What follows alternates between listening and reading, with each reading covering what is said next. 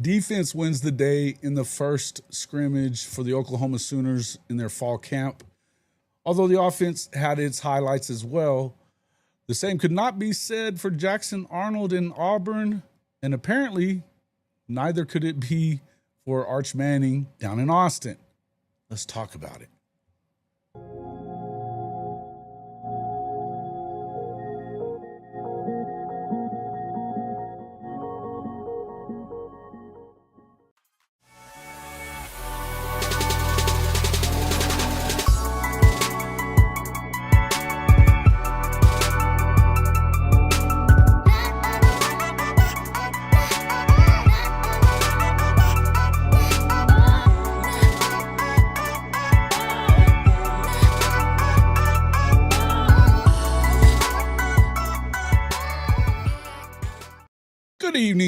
Good evening, and welcome back to the Late Shift, Hall of Fame College Football. I'm your host, Jason Watkins. I have on the phone with me right now from Sooners 360, Chris Mason. And if you love college football, you know you're in the right place. So before you forget, smash that red subscriber button, like our videos, and don't forget to ring the bell so you don't miss one moment of Hall of Fame College Football. Welcome to the show, everybody. Mr. Mason, can you hear me, sir? I can hear you loud and clear. Good. Welcome to the show, sir. Welcome in as well, Sugoi English, Bishop Frank, Sooner Cherry Bear Derek, Hamilton, Jake S., the Professor. Yeah, you could probably hop in a second, Professor. I'll shoot you one this way. Satterfield, My Gun Sweetness, Jake S. Welcome into the show, Lone Wolf. Appreciate everybody stopping in on this Saturday night to talk a little ball. You had your first scrimmage of the season.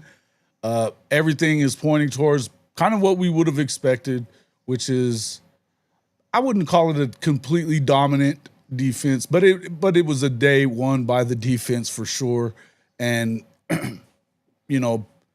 obviously the offense had its bright spots, couple touchdowns on the day you had Will Huggins and Javonte Barnes, each finding the end zone. You had a couple of long runs, one by John Mateer as well. But overall, the defense sounds like it's fitting every bit of the bill that we've been told about, Mr. Mason, and kind of making it hard on this offensive unit led by John Mateer and, of course, Ben Arbuckle. Yeah, I mean, preseason, one of the big topics was, could we find a defensive end that could provide some pressure on the other side of our Mason Thomas? And it sounds like we have four guys who are having a great camp behind our Mason Thomas. Marvin Jones Jr. is having a great camp. PJ Adeware's been playing really well. Danny Okoye, apparently the last couple of practices, George Stoyer was highlighting him on a Friday article. And Taylor Wine is also having a good camp. So Chavis's the recruiting and development at defensive end seems to be paying off. And they've got and Marvin Jones Jr. is a 5-star and effort maybe last year at FSU was a problem. And I think Marvin's seen that the OU room's stacked. And if he wants to play this senior year, he's going to need to run hot. And I think Chavis is the right guy, I think, to maybe motivate him. I mean, Chavis may have some folks may have some technical complaints about Chavis, but you have to run hot to play for him. So, if nothing else, you have to run hot, and he's requiring supreme effort. So that seems to all be coming together. We know the interior defensive line is possibly the best interior defensive line in the SEC, arguably the nation. Yeah. And we're hearing Trent Wilson has had a good camp because Marcus Strong is out and Grayson Holton has been out. But he's 35 years old and has been driving trucks for a living before he got to Oklahoma, so it makes sense. You know what I mean? Yeah, he does have the Samaje Perine freshman who looks like a parent award. So Trent Wilson is having a good camp. Everyone's like, well, EPL crushed him on one play. Yeah, like last week, and he's a true freshman. So and at EPL is apparently having a fantastic camp. So yeah, he's gonna crush them guys. But apparently Trent Wilson's playing well. I saw a couple of articles mention. I think Parker Thune had had some stuff today mentioning Nigel Smith playing well the last couple of days. And that's a wild card on the defensive line room for those that have Absolutely. forgotten That is who Nigel that Smith is is. icing on the cake. He's so those guys are playing well. David Stone is having a good camp. Dom's having a great camp, and Mhm. everyone's been lauding Jaden Jackson today in the last couple of days as he knocks the rust off from his shoulder injury. So if you have defensive ends on both sides, R. Mason Thomas attacking and these guys attacking, I imagine they're sitting RMT a bunch and they're having Marvin Jones and Danny Okoye play that end. And then you're having PJ and Taylor Wine play the other side. That's what I would guess is going on, but we'll see. And then you add to the mix that Kendall Daniels appears to be really clicking over the last 4 or 5 practices, finding his Mhm. way and is much more confident playing the cheetah position. And Kobe McKenzie's apparently had a great camp, playing his best football ever. And Kip's doing well. I mean, I hate saying it, but that's a bear of a front seven for anybody. For I think in anybody. college football, for anybody Absolutely. that front. So the offensive line, I think, struggled a little bit today. They've got a couple of concussion guys out. They've had Jake Taylor out and Derek Simmons out at right tackle. So it sounds like they've been moving Logan Howland over there to compete with Luke Baklenko. Right. And that's probably taking a little time to gel. And Well, then today, I let's talk think, a little bit. Hold on. Let me kind of set this up a little bit because I know a sure, lot of sure. the things that are coming out of what we're doing is, you've got a lot of people that are a little concerned about this offensive line, and rightfully so after what you saw last season.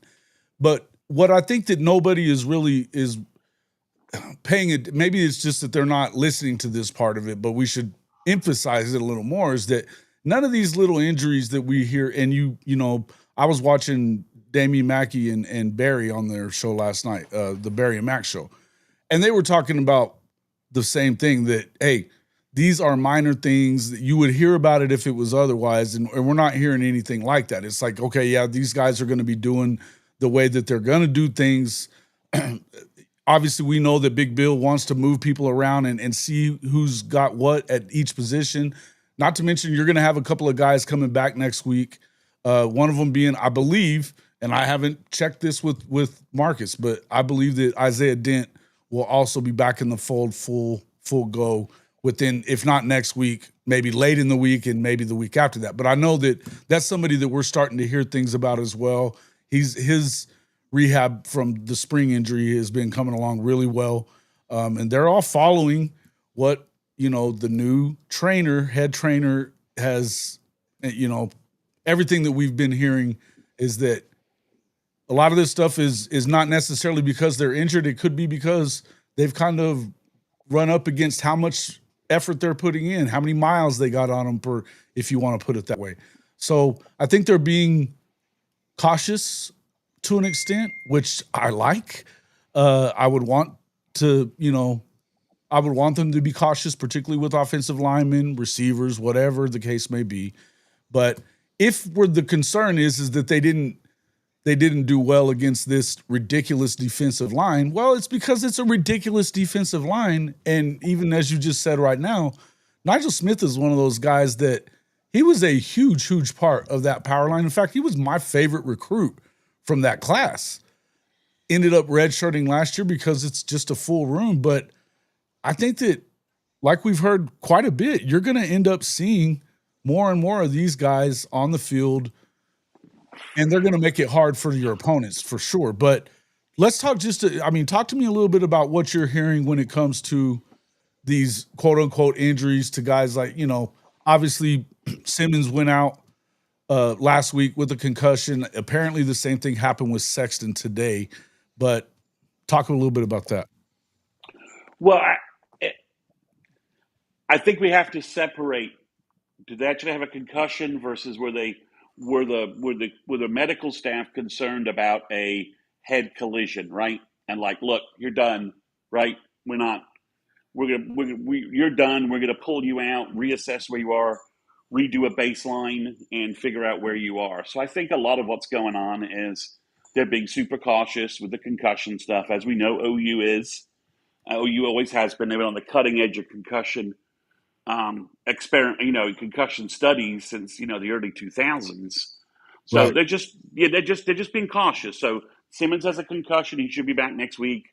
Jake Taylor probably will be back sometime next week. Sexton, I don't know; he might be out for a little bit, and you may see some shuffling there. It gives Michael Fasusi some runway to play first team. Once Simmons comes back, do you move Logan Howland back, or do you try and I'd like to see him cross train Logan Howland on left and right tackle if he can. If he can Yeah. handle that. Athletically, we know he can. He's big enough now. He can handle that. So I think those are some of the injuries. Zion Kearney's probably coming back. We know George Stoyer reported this, that Giovanni Gibson and Taylor Tatum. I said Taylor Tatum should be back next week to add to the running back group, and Giovanni Gibson and Xavier X-Rob are starting to run. They're starting to run. They're getting cleared to run. And again, guys, everyone needs to understand we have a new guy whose job it is to make sure folks are ready to come back to practice, back to the field. That's all he does. And he's an NFL guy. They're putting an NFL type process around this. So I think we just got to let the process run a little bit, see how this camp goes. Yeah. Nagy was a big influence in hiring the guys from the Saints that they went and got. And then I've heard good feedback on him from my sources that guy and the return to practice guy are having an impact in terms of process and procedure. Like, who do you go to? Who do you get information from? And the players know who they need to work with, and that guy is going to streamline their rehab plans and make sure everything's getting booked and scheduled. So I think there's more rigor and process around it. And in camp, I think they're just being a little cautious. I mean, like I said, Deion Burks. We see him. We hear, well, he's not practicing, and then we see videos Of on him like OU blowing up. football. Yeah. So Right. it's like clearly what they're saying is we don't need to see Isaiah. Do we need Elijah Thomas getting more reps, or Deion Burks? We need Deion Burks ready for game week. We need Mhm. Isaiah Thomas to be learning the offense and getting ready to help us down the line. So, but it sounds like Javante Barnes had a good day today. We've been hearing that Torrey Blaylock has been doing well while they're just holding. Jaden Ott had a great first week of practice. They just don't need to see anything more, right? We Right. know he's in pads. We see him doing some stuff. They just don't need to. They don't need to hit him. They just don't need that No. game week. Game week, they can do what they need to do to get up to. So it's just those. The offense is missing. The O-line's going through some juggling and some injuries, and right now it just makes sense that the Brent defense that's now in its fourth year, loaded with Brent guys, that Chavis at defensive end and now has his guys, and he picked up a 5-star I mean, Marvin Jones Jr. was like the number 25 player in the nation out of high school. And he's 6'5", 260, and he's super athletic. He's finding his motor, and he's having a good camp. Which we So talked now about that a lot, that you're gonna have to kind of find your motor if you're gonna play on this defensive line. That I want to introduce real quick, Cody, the Professor Sprague from High Top Sports, joining us a little bit. And he's one of the guys he's a recruiting guy as well. And he's one of those guys that loved the 24K class that included Jaden Jackson, Stoney, Nigel Smith, Danny Okoye. Best defensive line in the nation in 2024. Yeah. To come in and recruiting kids. I appreciate that. Chris, I know you were talking about some concussion protocol stuff.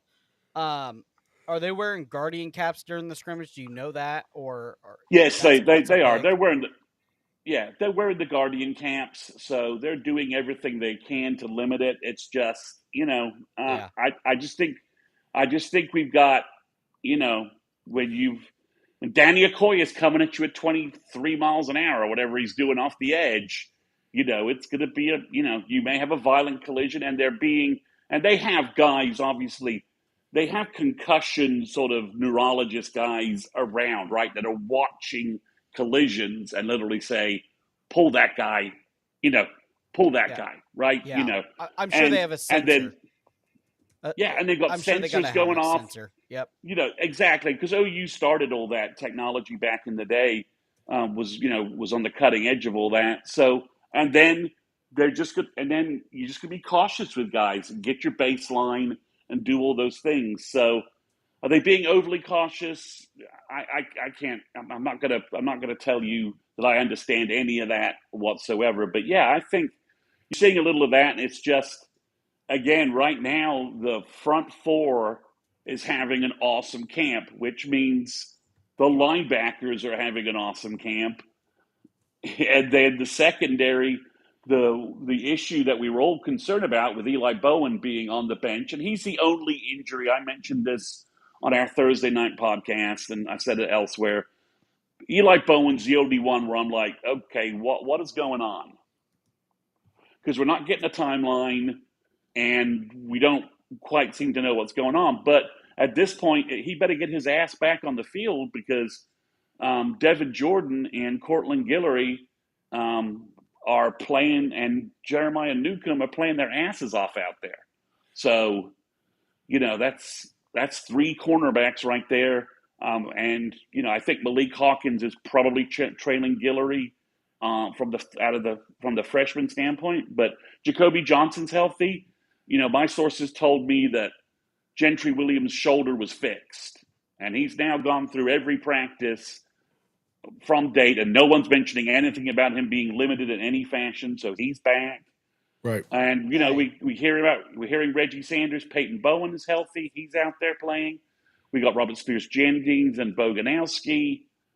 So it's, if you're the OU offense and you're missing some pieces and you're going against just a stacked ass defense right now that, that's plugging every gap and looks like it's every position is trending up. That's got to be a bear to deal with in a scrimmage setting. Although, again, Isaiah Satania, you can tell from some of the footage, they hit him on a big pass play, right? Mateer found him, hit him on a big pass play. So he's making plays. So there's still plays being made. The offense isn't crippled and not able to do anything at all. It's just down in and down out. They're going against a buzzsaw out there, and they don't quite have all their pieces. Simmons is the rock at right tackle. He locked him in. He's the first team right tackle. He's beaten Jake Taylor. He's outplayed everybody to be the right tackle. And, Sexton's the left tackle. When you put Fasusi in, Fasusi right now probably against Danny Okoye and some of these other guys, he's facing a liability, right? Those dudes are just more experienced and right now better than he is. So it's probably, I just heard there's a lot of pass rush, and it was tough on the edges. And that's just kind of to be expected when your backup tackles are in the game against what appears, it doesn't look like we have backup defensive ends. Every guy is sort of a starter, or is having starter type camp. So I'm sure somebody will start across from R. Mason Thomas, but my sources keep telling me that it's almost like a different defensive end is having a great day, depending upon who you talk to. Chris, I think other people the fan base needs to realize also is there's a thing of getting acclimated to hitting again. These guys go, they get all bulked up during the off season. They're not hitting for 3, 4, 5 months. It takes a little bit to get acclimated to hitting. I mean, you watch the injury list coming out for NFL preseason every game camp, 2. right? I mean, every camp. Like hey, my quarterback was in a boot a week ago, and then he was out there throwing dimes today in the scrimmage. So I totally get what everybody said. Listen, we had called it Bootgate. My 5-star wide receiver, Dallas Wilson's in a hard cast. It's just like it's like everybody freaks out, but it's just like I run it all the way back to Pee Wee. My son's playing Pee Wee football right now. This is week 3. He's starting to on Tuesday. He's not as on Wednesday morning after practice. He's not as sore as he used to be. I thought you think that kid wasn't going to get out of the bed the first practice. I think it's acclimated to getting to hitting again.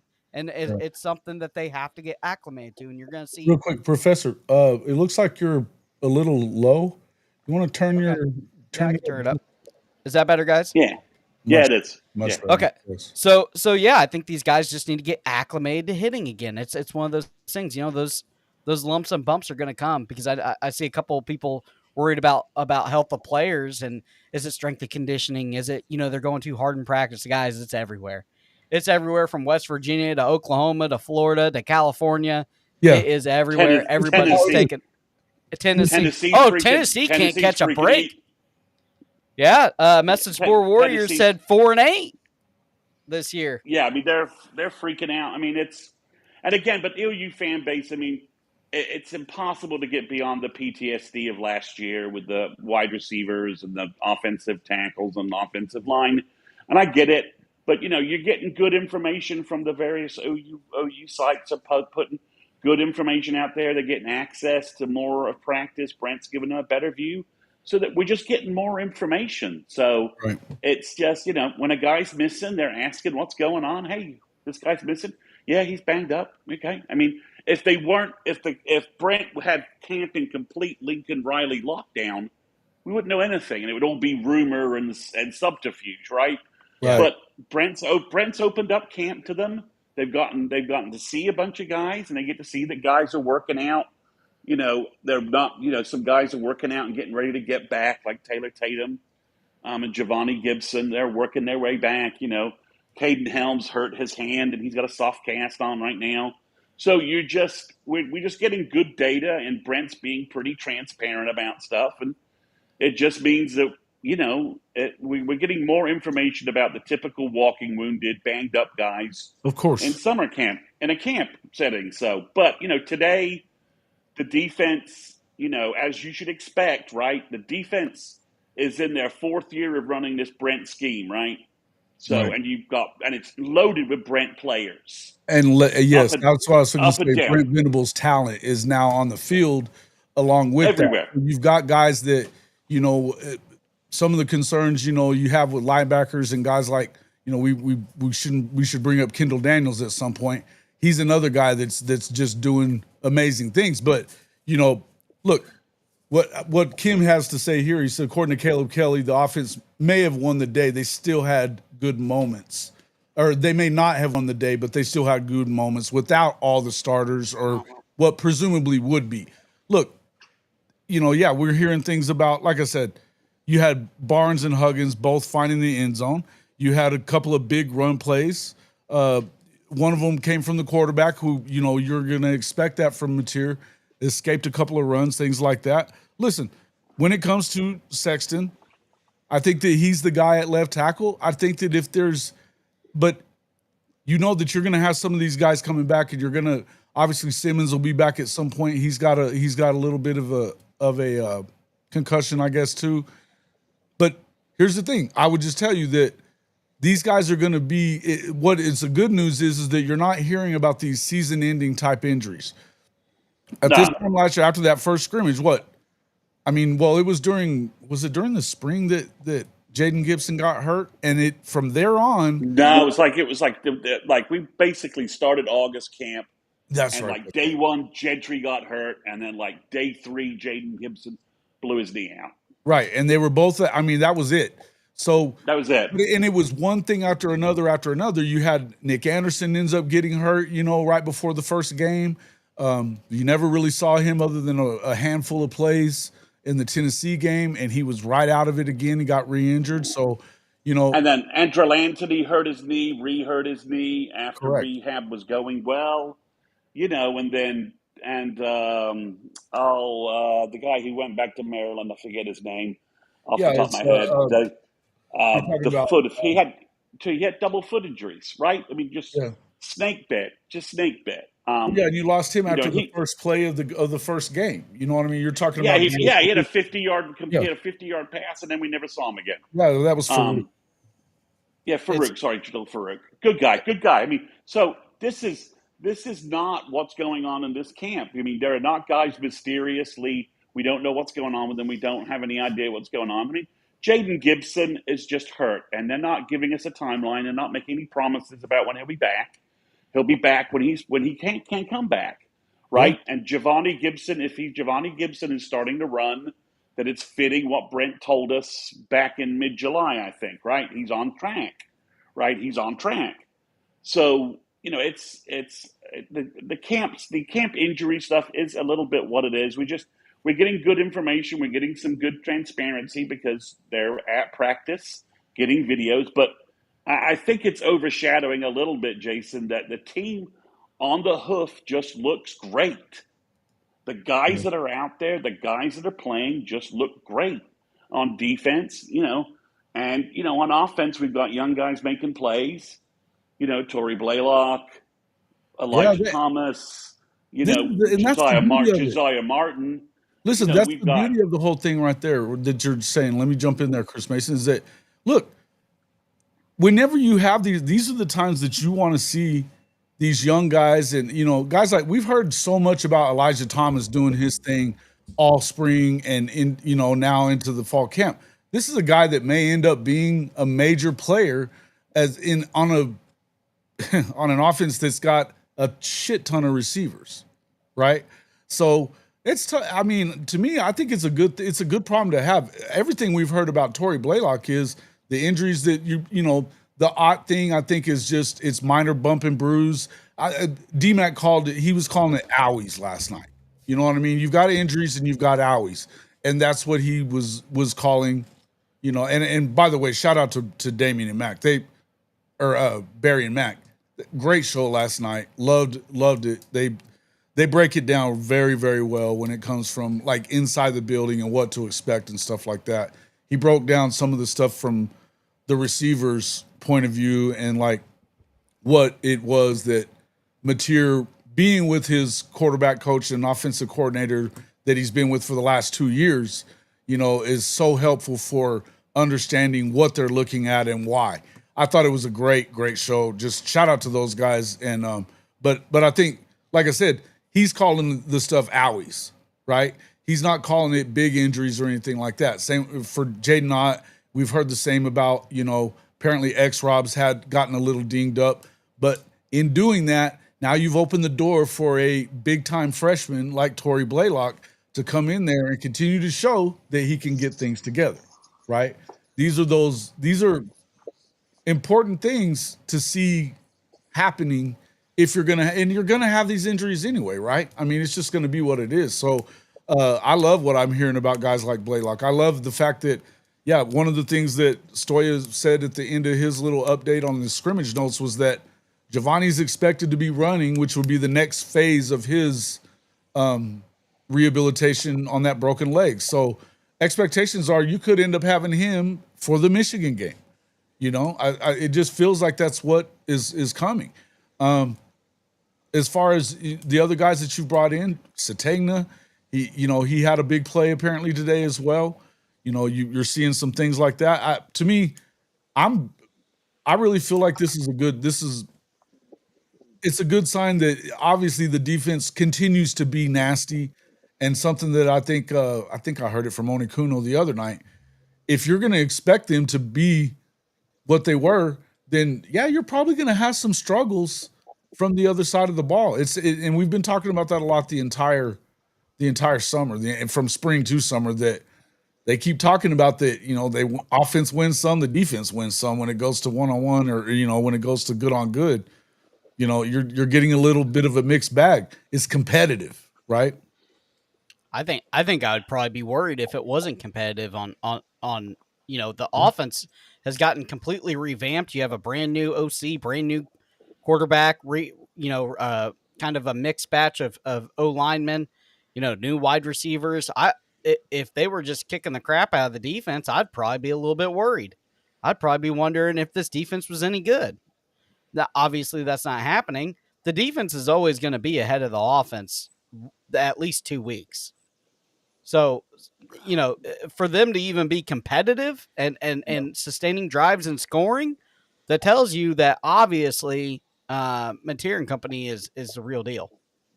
Mm-hmm. Yeah, I mean, it's year 4 defense versus year 1 offense, right? Mm-hmm. I mean, to your point, it's reorganized. It's a new OC, new scheme, new quarterback, new wide receivers, and a lot of new offensive line pieces. Yeah. So I mean, ideal. I mean, last year, all we were hearing was that our offense was getting obliterated by the defense. Like nothing was working, and they were concerned. And we'll get to that in a second. And we were hearing nothing but concerns about Jackson Arnold bleeding turnovers in practice. I mean, it was bad, and we're not hearing anything like that right now. No, at all. in fact, we heard that Mateer had no turnovers on the day. There were no interceptions throughout the entire scrimmage. Didn't fumble the ball, anything like that. They had mistake free when it came to that. So they moved the ball. They got some scores. Overall, I think that it's pretty clear that the defense won the day. But I wanted to highlight this that Monty Cisco was asking. I know that not hearing anything is a good thing at times, but what's the word with Peyton Bowen? I know Powers, Hardy, and Boogeyman got to be pushing him. I think that they're pushing him. I don't think that they're pushing him out, though. And I know for sure that he was in returning punts today. So it's not like I don't think that there's an injury issue or anything like that there. Listen, don't sleep on Peyton Bowen. He was injured with that turf toe last year and still had plays. You know, he still made plays. So let's not go to sleep on the stud that is Peyton Bowen, because he is that guy. You know, he is that guy. And from day one as a true freshman, when he was in the game, good things were happening. So I think that there's definitely going to be a rotation in that defensive backfield when it comes to the good thing we're hearing is that none of these guys are having bad days. You heard stuff today about Jeremiah Newcomb looking very comfortable in that cornerback and running around with the first team. You know, we've heard the same thing about obviously Cortland Guillory, another true freshman that seems to be that guy. He's not afraid of anything. He's in there and probably going to have a big part in it, particularly with Eli Bowen being still in his walking boot, still injured. You know, that was the one I heard you saying the other night, Mr. Mason, that that if there was a concern, it was probably that one, because it just doesn't seem to add up. If it's an ankle injury in the spring, that shouldn't still be bothering you, right? Yeah, I mean, exactly. So, I mean, Peyton Bowen, he's having a good fall camp, right? Reggie Powers is having an insanely good camp, right? But Reggie has more ceiling from where he was, right? Like he had a small number of snaps, and he's had a great spring, and he's having a great camp, and we know he's a great athlete. The role a little bit as well too. That's the other thing. Yeah, real fast. So go ahead.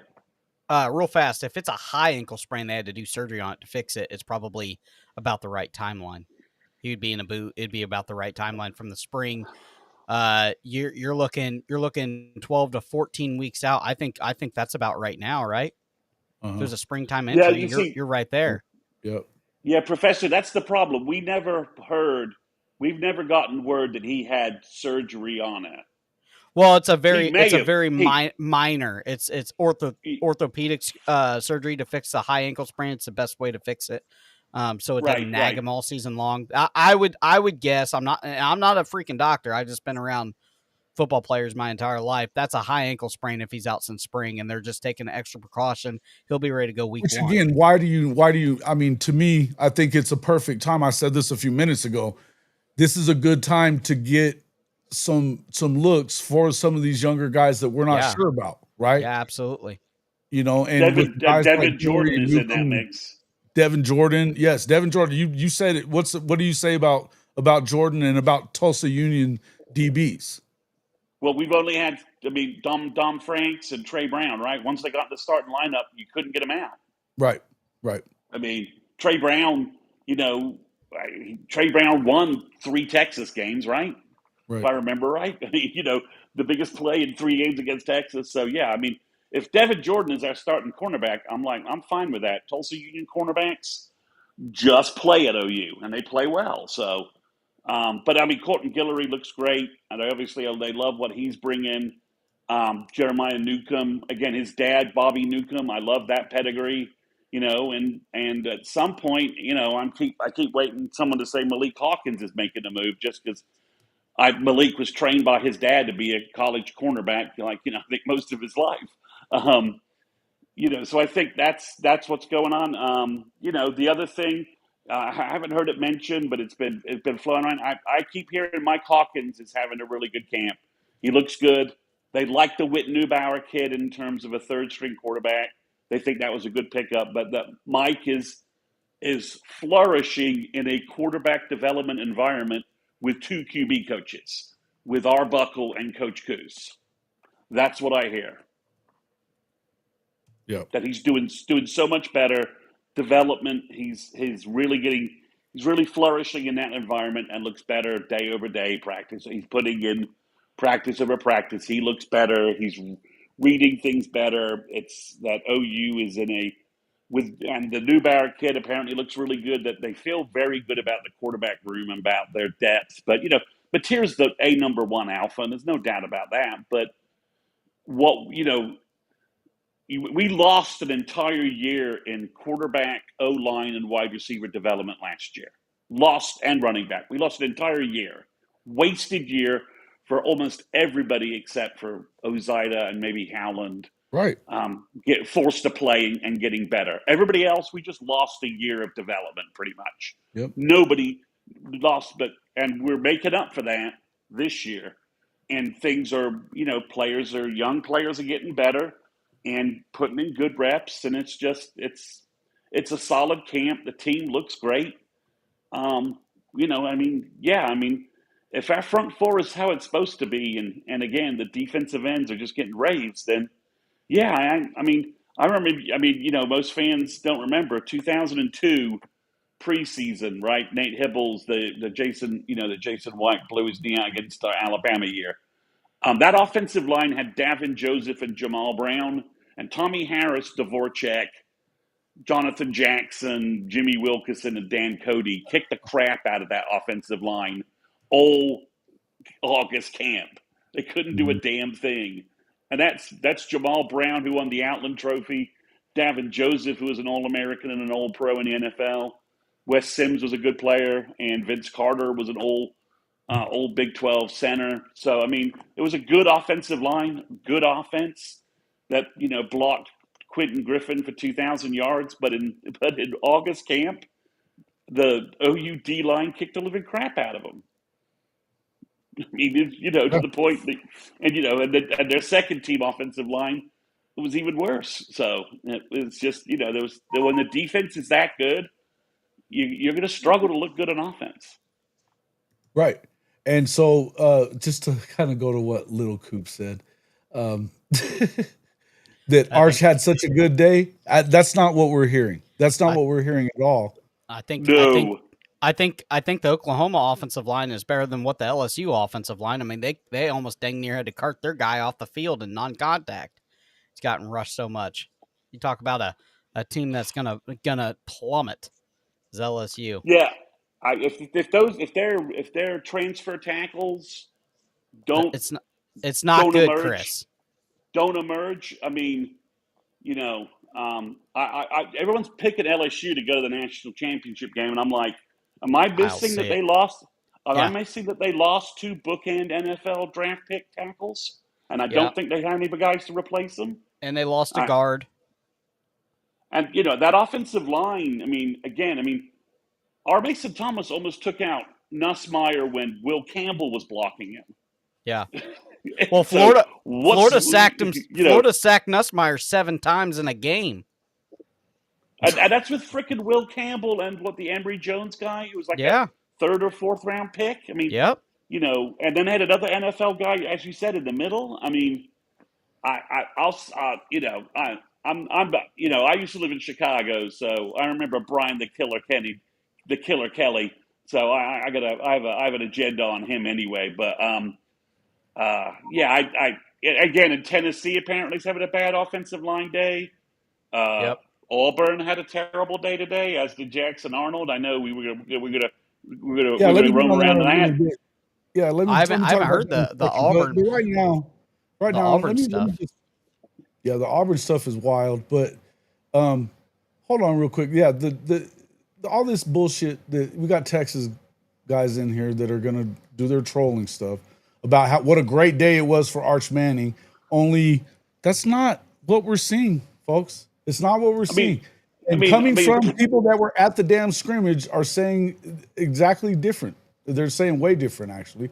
So let's just let me read this little deal here. Real fast on the Cruel stuff. I know a lot of people are interested in him. I think he ends up at Florida.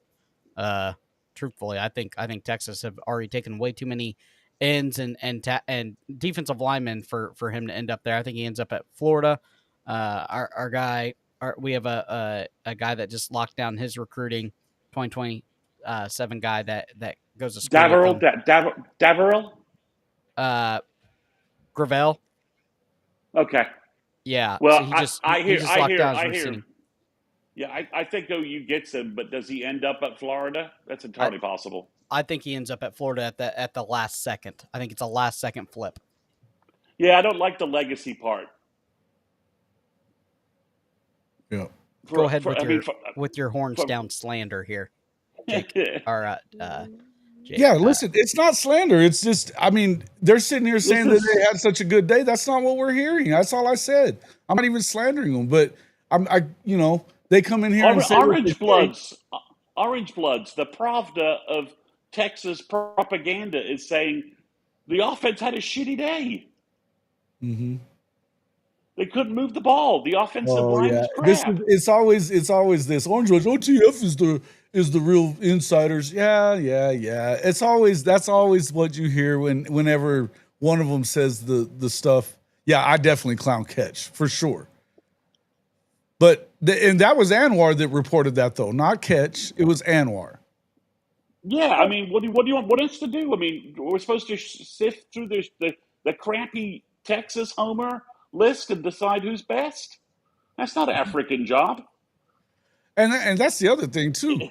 If the homer ones are saying bad things, then that's not a great thing as far as looks are concerned. I'm not even saying that I believe it 100%. I'm telling you that apparently they didn't look so good. Don't tell me that they did.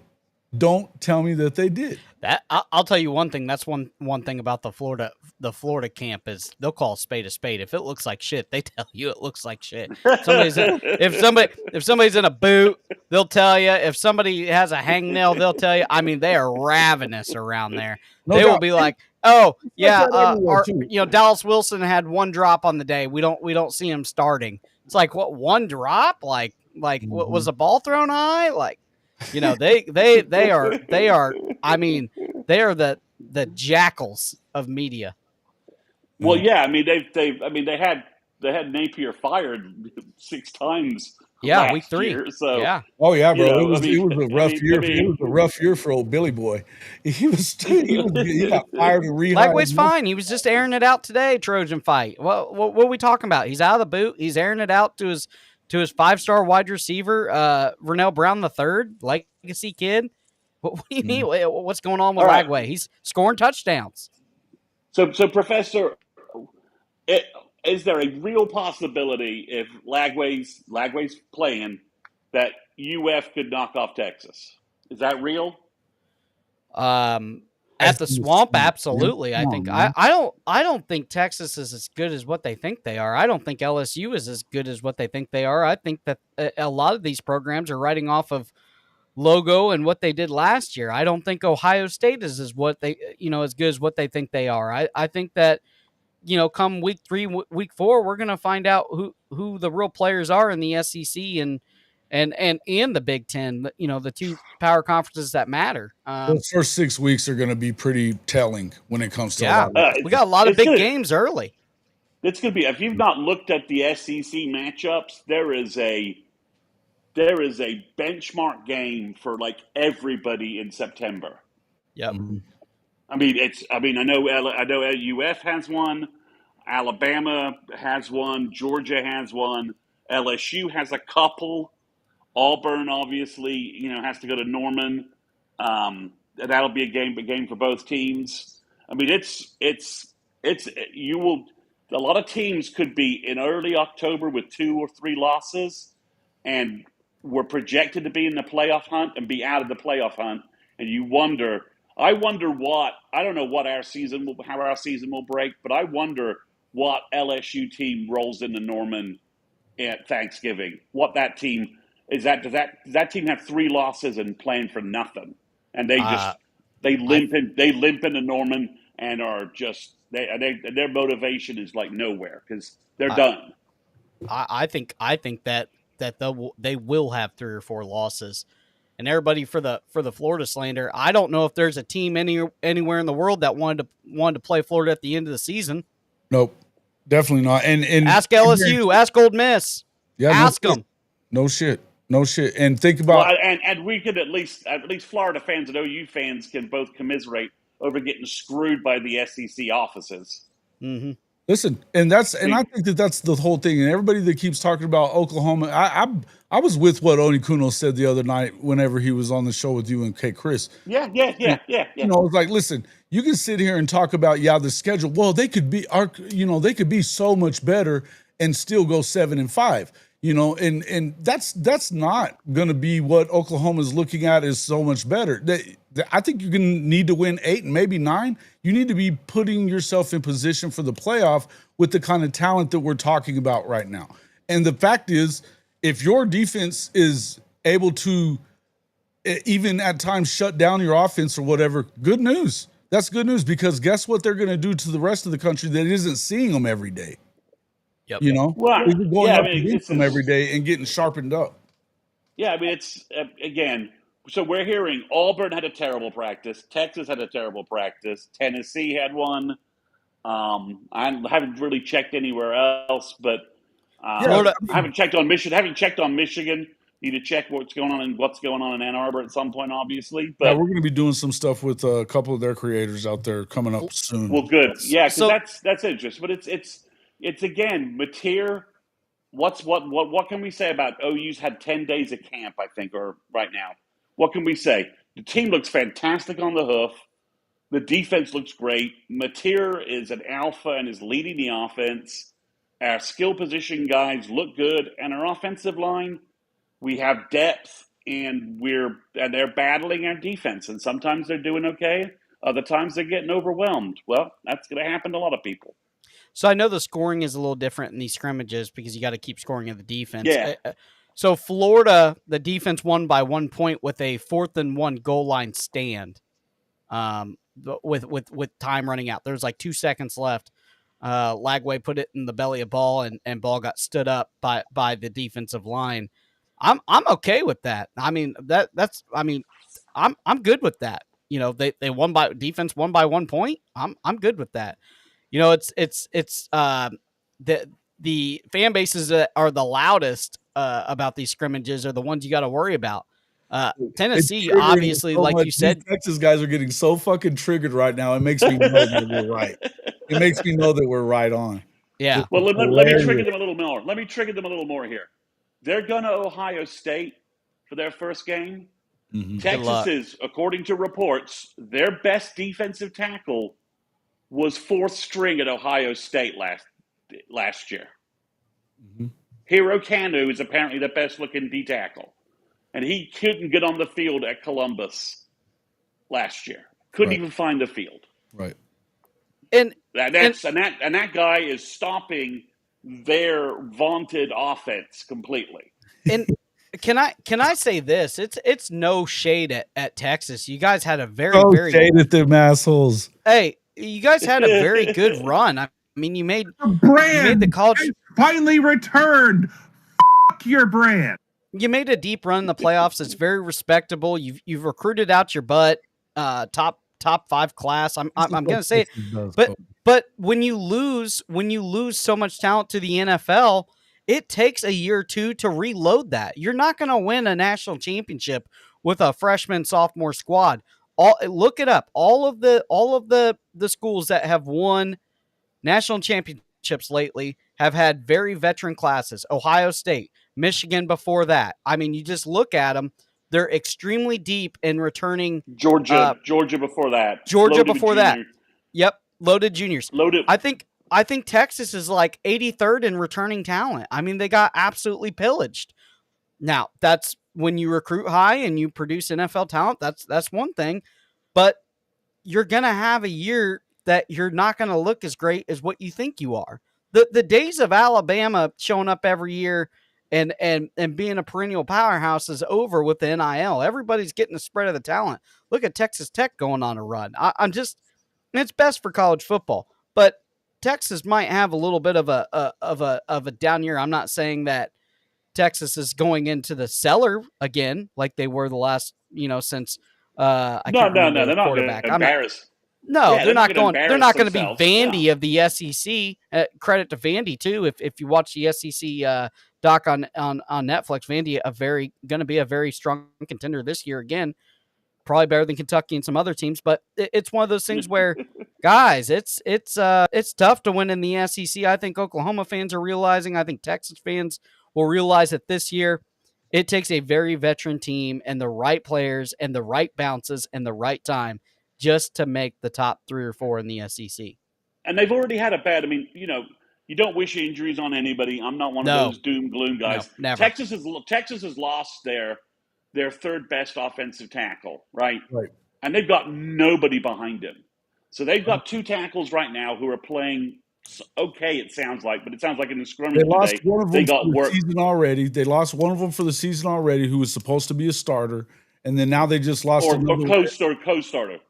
Right. Yeah, and they got nobody behind him. They're an ankle injury away from having to start a true freshman at offensive tackle.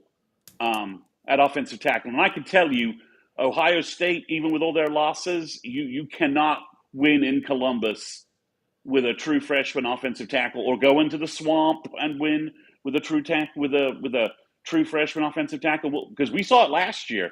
You can get overwhelmed on the edges in the SEC. You just can if you don't have tackle depth. That's just a reality.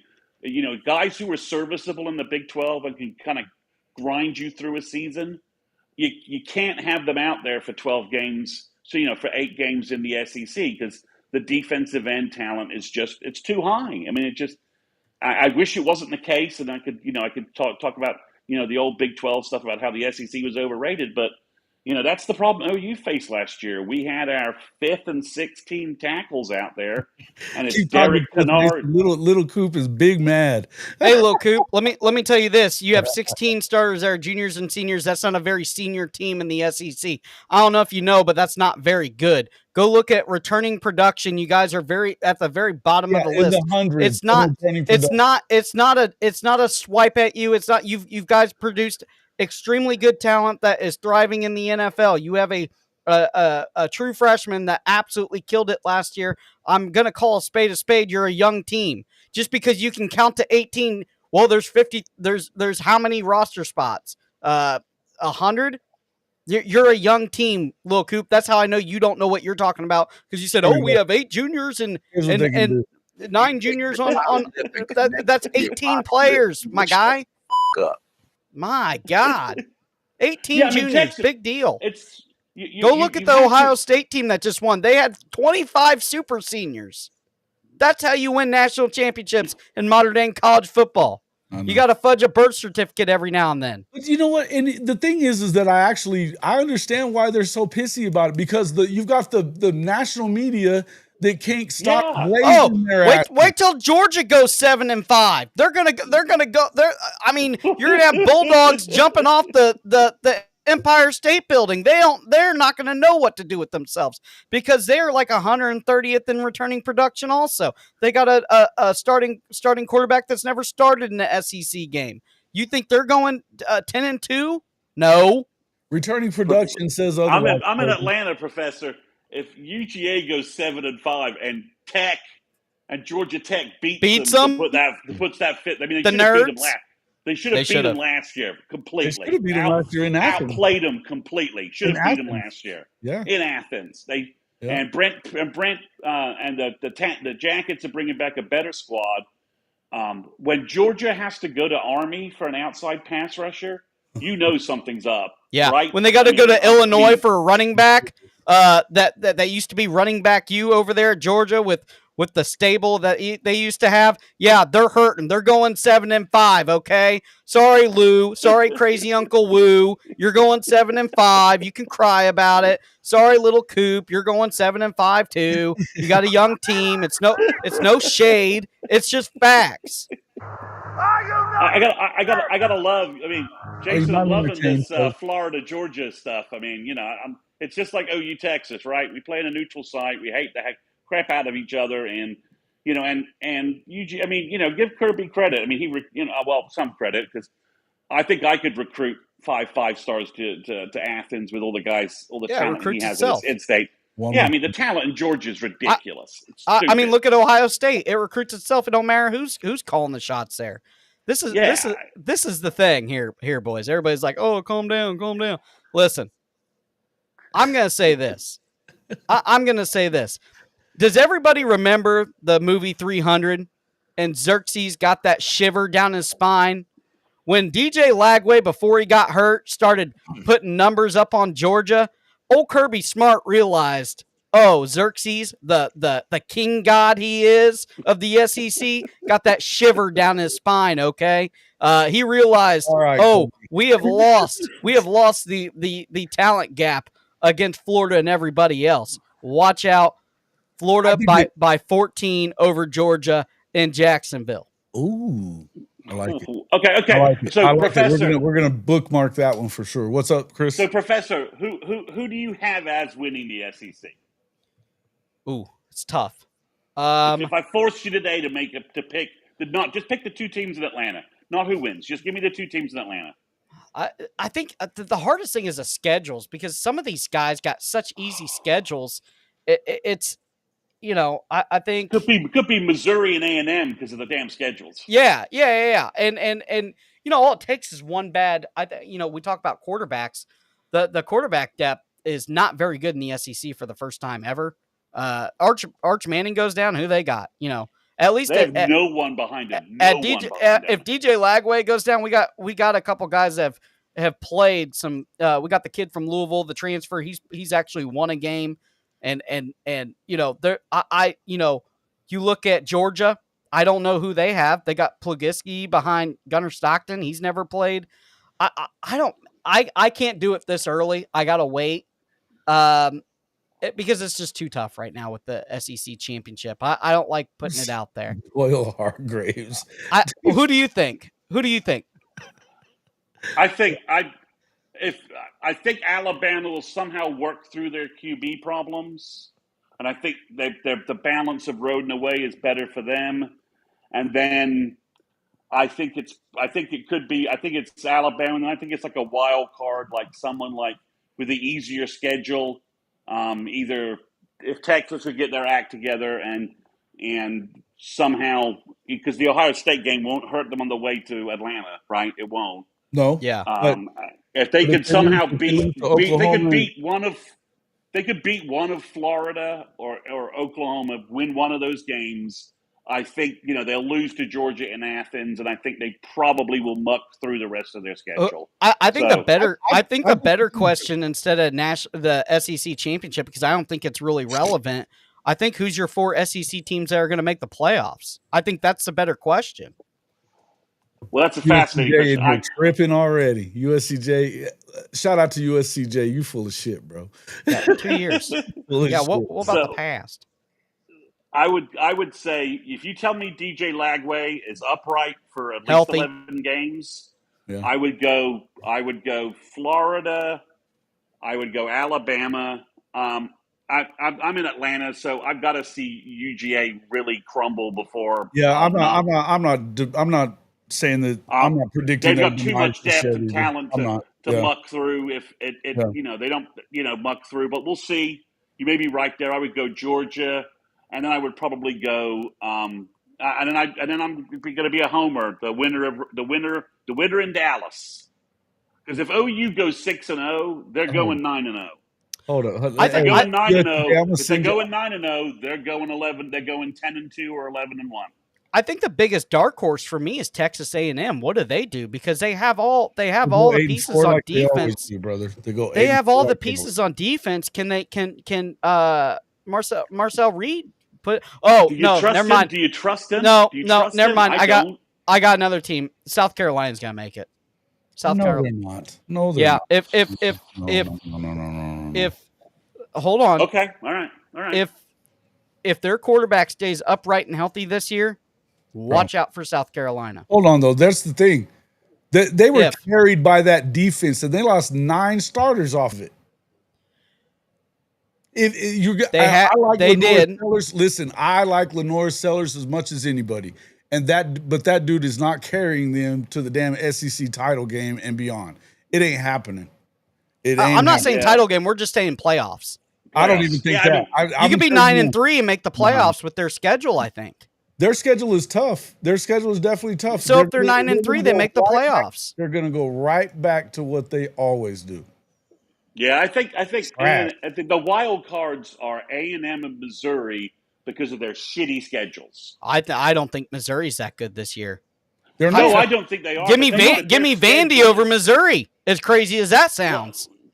Well, if they beat them, then that makes total sense. But yeah, it's their schedule is set up for them to limp into Atlanta and be completely overranked. But you're right. If Vandy and some other games don't go their way, then they're out of it completely.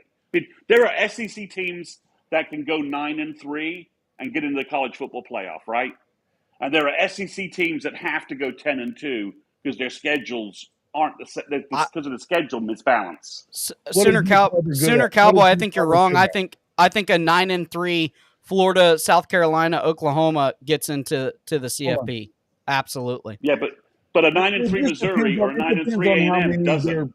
That's going to depend on how many teams hit 10 wins in the other big conference too, and we know for sure that the Big Ten is protecting their big brands from each other during the regular season. They don't USC for a second year in a row doesn't have to play Ohio State. USC doesn't even play defense. I don't know why he's talking about South Carolina playing or losing their whole defensive front. I ain't never seen a USC team ever play defense. I don't know what he's talking about. They lost their whole playing better defense. Hey, USC better. Pop in. I'm going to say better. Well, Big 12. It's Are they still in the Big 12? Who? Southern Cal? Nah, I'm joking. Yeah, I know where they're at. They play good defense for Big 12. Uh-oh. They don't play Iowa. They don't play Iowa defense. Apparently, Iowa got a little gunslinger out there. They threw a little 3-second clip of a Iowa quarterback completing a 5-second out or a 5-yard out, and they're all fired up to be the next contender of the Big Ten. Have you ever watched Iowa play? Yeah, it's I try. It's like golf. I fall asleep in the middle of it. Who wants to? Right. I mean, yeah. I get you. I mean, Big Ten. I mean, you don't want to. It's a rock fight every week. But yeah, if they had, I mean, that quarterback from South Dakota State, if he's legit, if he's even marginally good, it's like a quantum leap for their offense. I mean, yeah, I think. Well, people don't realize that South Dakota State, they're like the Alabama of D2 colleges. Like they're a perennial powerhouse. That kid threw for like 3,000 or 4,000 yards. I think he's going to be probably pretty good. I think it's no difference of taking a kid from there in Washington State. I think it's about the same. And those kids have seemed to figure it out. We saw Cam Ward at Miami last year. There was another one from Washington State that figured it out too. I can't remember, but it was pretty good. I think Coach Riggs, I don't agree. I don't think with the schedule that you all have, if they go 9-3, they're going to the CFP. I don't think that 9-3 is going to get you into anything necessarily. There's a possibility. Yeah, but remember. So, but 9-3 could also have wins over Miami and FSU. So, Florida's schedule. I mean, I think Florida. If there's going to be 9-3 teams that get in, it would be a Florida 9-3 or an Oklahoma 9-3 team that get in because of the schedule that they play. Yeah. I mean, it's like A&M has to beat Notre Dame. They lose to Notre Dame. I don't know how they get in the college football playoff because they're going to drop to. How do you say the tough schedule excuse is dumb? Well, look at Indiana's schedule last year. Bro, this is a Big Ten fan that just said that. It's got to. Indiana played the school of the blind and Ball State for 10 weeks and were perfect. And then they went up against one good competitor and they got washed. It didn't even look like they were in the same league. Yeah, I don't understand that. Well, it's the schedule balance in the SEC it's absurd. Well, they got to fix it. I think they have to fix it. I think it's criminal. Actually, I think It's they've set up. absurd. I think they've set up teams to fail, and I think that they have set up teams to prosper. AKA Mizzou, AKA Texas. I don't know why. I can but they didn't. understand Texas, right? The money there. I can understand that, but why are you giving Mizzou an easy schedule? Who gives Well, a shit about Mizzou football? I think that they look at Vanderbilt's schedule. They've been the doormat of forever, and they get one of the hardest schedules in the SEC. How is that fair? That I understand. That I understand. That Vandy football getting screwed. That makes sense to me. But yeah, it's crazy. But so one last thing, Professor, since I have you online, Yeah. Is Clemson beating LSU? Oh, absolutely. By 2 touchdowns. Brian Kelly can't run the ball. They have a bad offensive line. Nussmeier's going to be on his back. He'll be lucky to make it out week 1. They're going to be using an excavator to scrape him off the turf, as bad as their offensive line is, and their defense is soft. I keep hearing this revamped defense. Oh, it's got to be better. They went in the transfer portal. Well, golly, they have to be better. They were 130th ranked the last 2 years. They fired every single defensive coach that they had, and they brought in a whole new crew 2 years ago, and it ain't no better. Roll. They have a perennial NFL talent in Perkins, and they don't know where to put him. Let me tell you, as a pee-wee coach, you put him on the edge and let him see ball, get ball. They can't figure that out there. They're soft. They're weak. They're a Brian Kelly typical team, and they're going to get absolutely clapped by Clemson, 14-21 points. Are you not entertained? Are you not entertained? You should be entertained, folks. All right, so LSU needs LSU needs a 30 for 30 done on them on how bad defenses can be played.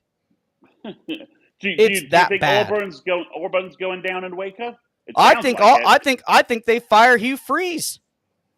Hey, listen, here's the thing, and that's a great question to segue into the next thing we've been talking about a lot lately, and it kind of came to fruition today. Jackson Arnold throws 4 interceptions in the fall scrimmage, the first one that they had.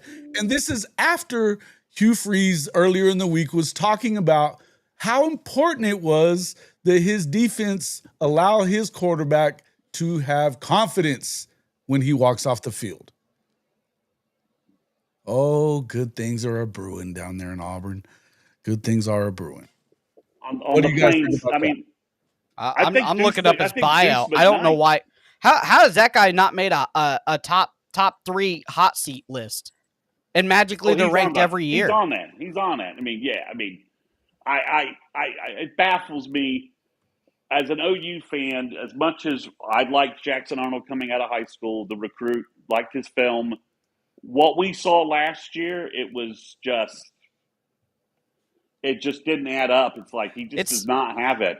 And I was stunned Auburn spent money on him. I'm like, what are you doing? Chris, I thought it's not a talent problem. It's up in his brain. It's yeah, you're right. It's not. Right. There's nothing about the talent. You put somebody else's brain in his body and his size. He's probably a starting quarterback and going to lead you to a bunch of wins. It's a brain problem. It's being soft. That's what it is, Chris. He's a soft person. He is the quintessential kid that has been the big fish in the little pond. And anytime the pond gets bigger, the fish decides to crawl up in the little den, and he says, "Oh, I'm not coming out to eat." That's exactly what it is. He's been told his whole life that he's this quarterback messiah, and come to find out, when he gets into the big leagues of the SEC, he's not very good. I don't think he would have been Big 12 good. I mean, I don't know if he would have been. I don't know if he would have been Pac-12 good. The 2 teams that they got left. Yeah, I don't know. Yeah, Sooner Cherry Bear gift. But that's not something that the tape can say. Cody, when I start talking, you got to let me do it. This is. Go ahead. Don't forget whose show this is, bro. I know. I just get riled up. I'm sorry. Sooner Cherry Bear, thank you, gifting 1 Hall of Fame college football membership. Let's see who we got the membership from, or who got it. Let's see. Sooner Ninja receives that gift. Hey, appreciate that, Cherry Bear. You are the man. And oh wait, also we got another one from Bishop Frank Newkirk as well. That's who got Sooner Ninja. And then Denny 1961 is the one from Cherry Bear. Thank you guys both for your gifted memberships on that deal. Listen, guys, we've got over 300 people in the stream right now. And looking at the numbers here, we only got 57 likes. Bump them up. Bump them up. Don't be a freeloader. Make sure that you hit the like button. It's a free way to support the program. So we'd appreciate that. Okay, guys? All right. Now, one thing I would say about that, look, as far as what's going on with JA, this is what we expected. This is what you were hearing from spring practice, from fall camp. It was a shit show from the get-go. He was throwing interceptions left and right from the start last year and looking over his shoulder at a freshman that is an upstart kind of guy. This is where you kind of have to just look at it and say, hey, maybe this guy isn't the guy. And maybe he's more suited for a Big 12 program than he is for the SEC, because apparently even Hugh Freeze can't even call his own dogs off. Are you still with me there, Mr. Mason? I'm still here, man. I'm with you. I mean, again, we saw this. We saw this is rinse repeat, right? What's happening in Auburn is lockstep with what we saw last year. And we're like, yeah, we're stunned by this. We're surprised by this. We told you this was going to happen. And it's Deuce McKnight's playing the Michael Hawkins role. And the only question is, in my mind, is when does he, if Jackson continues this way, and I don't know if the left could change its spots. And Hugh Freeze is certainly not some QB whisperer to fix this problem. That's not his MO. And I don't even know who their offensive coordinator is. It's Hugh Freeze. He's calling the shots. Well, there you go, Chris. The problem is Hugh Freeze runs a heavy RPO concept, and the problem is that puts so much strain on your quarterback, and you have a quarterback that's not very, very confident. I mean, the best thing for them to do was to switch it to more of an air raid with a little run into it, where Jackson Arnold's only reading a quarter of the field at a time, and it's all timing. Dude, hold on. Well, he can't. Last year, he can't do that either, man. He can't make a decision on an RPO. I know that from last year. On the RPO, the dude couldn't count to 6. If I'm Hugh Freeze, to see, man. If I'm Hugh Freeze, I'm going air raid. Just saying whatever. Hey, we're gonna go find an air raid guy, and that's what I'm putting Jackson Arnold in, because he has the arm talent. Put him in shotgun. Give him the running back to block. He's not going to be rushed. Just let him sit back there and read a quarter of the field. If you can't do that, you're not going to be a starting quarterback. It's as easy as it can be. He doesn't anticipate. He doesn't see windows. He needs a support animal and a new admin. I could tell you whatever other offense they could run the freaking wing T like we do, baby. There ain't no options for the quarterback there.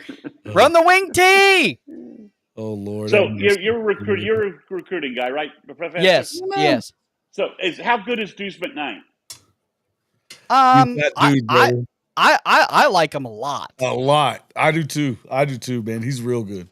I think Deuce Knight has that job by the time they get to Norman. I think there's three quarterbacks that I'm very high on that are going to be absolutely electric this year. Mm-hmm. I think Deuce Knight's one of them. I think that I like the kid up there in Michigan, Underwood. I think he's going to be pretty dang good for as much as they run the ball. And I like the there's one more. Air Nolan. I like Air Nolan a lot too. I think that those three quarterbacks are guys that can actually Air come Nolan's in. Gonna get in over. You think Air Nolan's going to get in over Saying? Over Saying?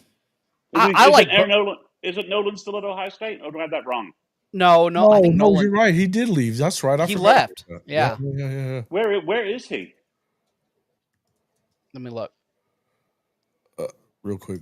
Before we do that, let me. I want to bring into the show. Oh, he's at South Carolina. Perfect. They got a backup for Lenore's. Perfect. Yeah, I think he's going to get a lot. I think he's going to get a lot of. Cody. I think he's going to get a lot of work there. Again, I'm trying to introduce somebody. Let me My bad. get it done. All right.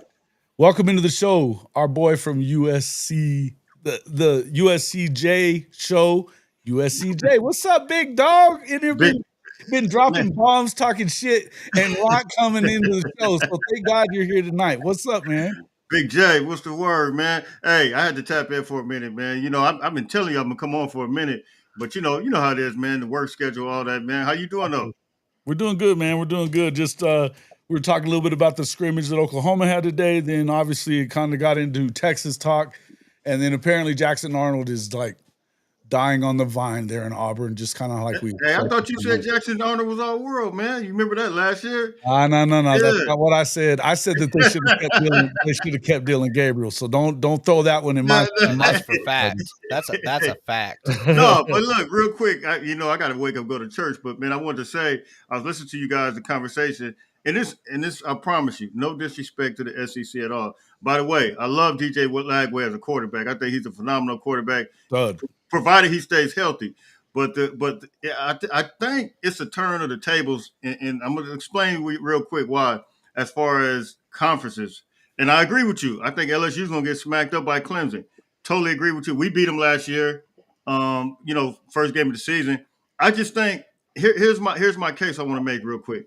I think the NIL, transfer portal, all those things just kind of create parity, man, to another level. It's no more brown bag handshake. And I think we're starting to see a shift as far as the balance of talent where it's at. And I think as a result, I just don't think the SEC is the conference like it used to be. And I don't think Georgia's the Georgia that they used to be. I don't think Bama. I really think we saw like somewhat of a drop off last year with Bama. I just don't think they're the same. And here's the thing: Bama's going to be right back to being where they were though this year. Though I respect it. I mean, I got to see it to believe it. But right. I will say this: the Big Ten has won the national championship for 2 years in a row. I just kind of think we're on that same trajectory to go that same route.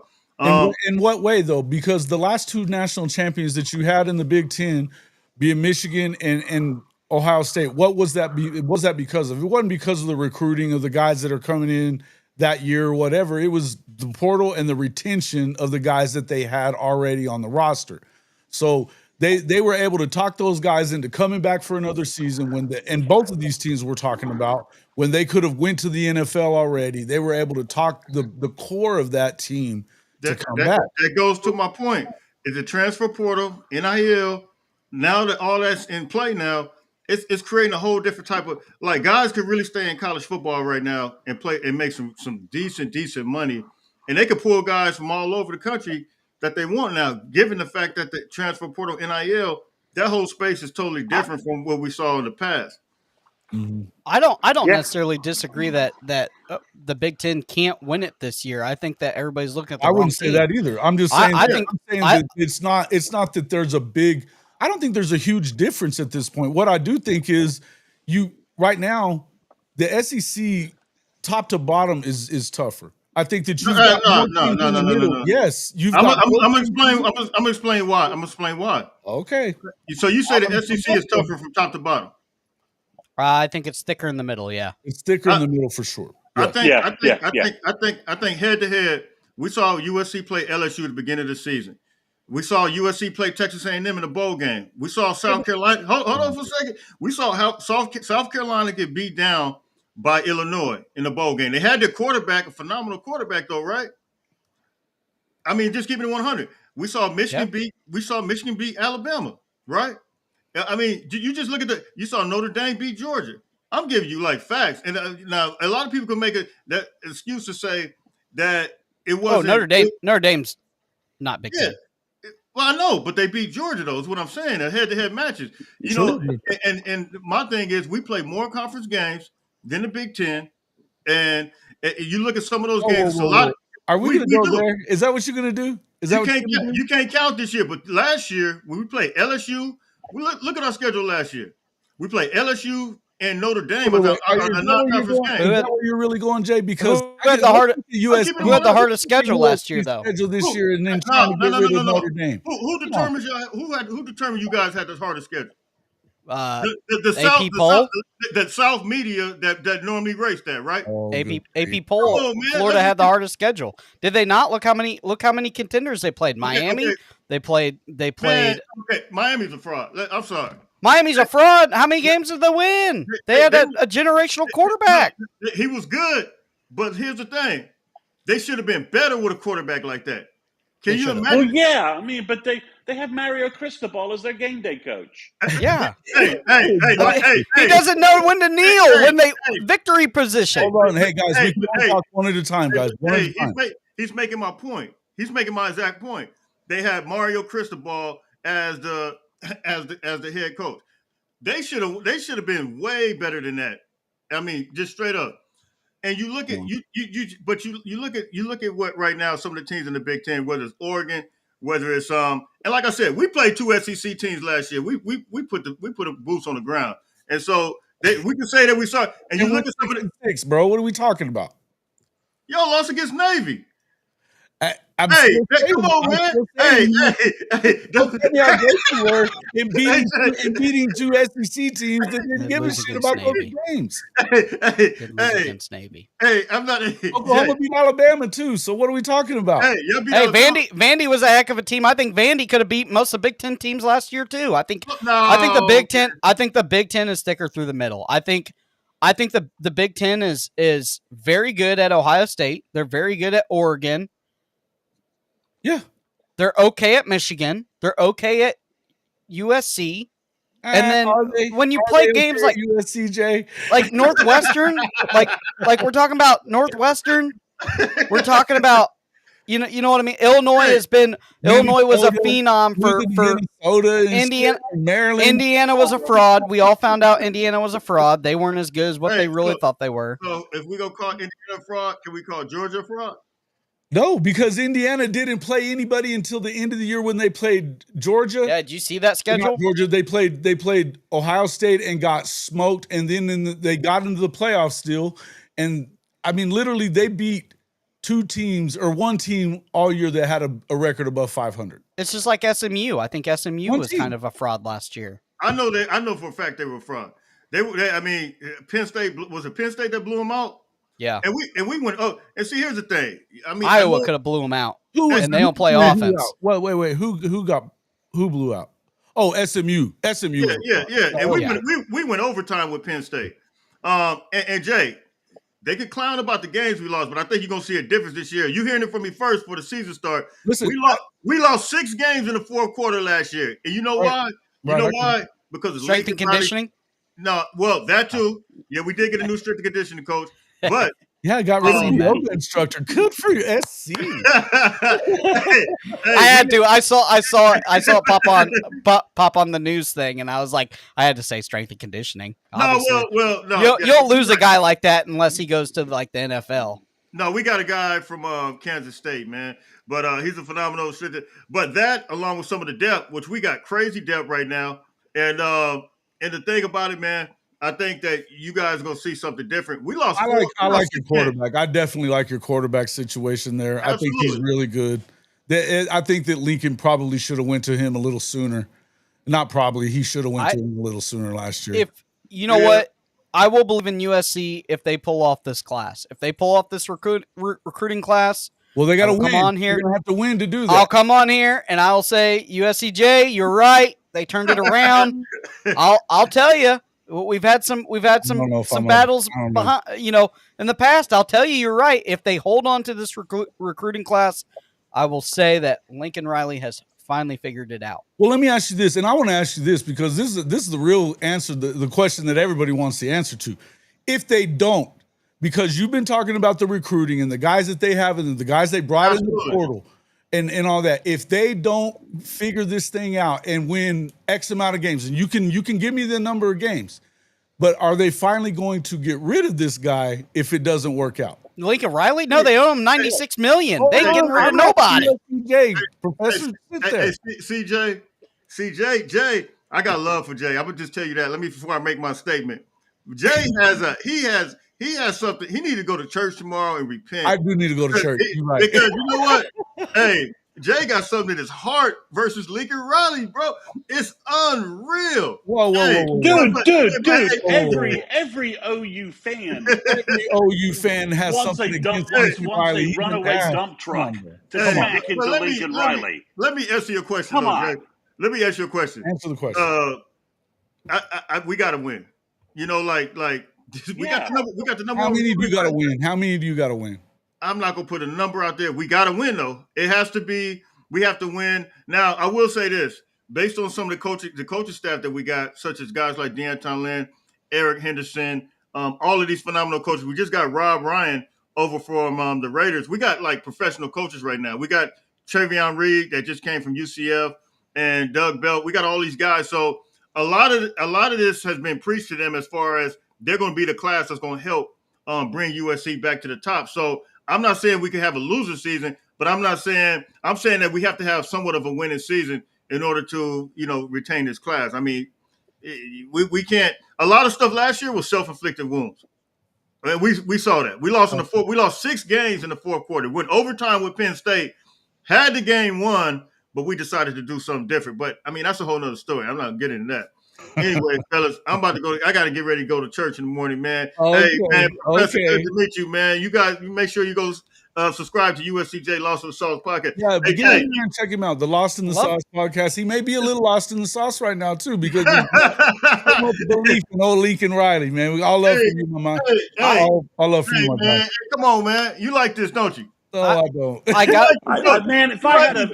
If I had an Ohio class submarine under my control, I'm dropping a Trident missile on USC's campus. Whoa! Oh, that's how much I hate USC.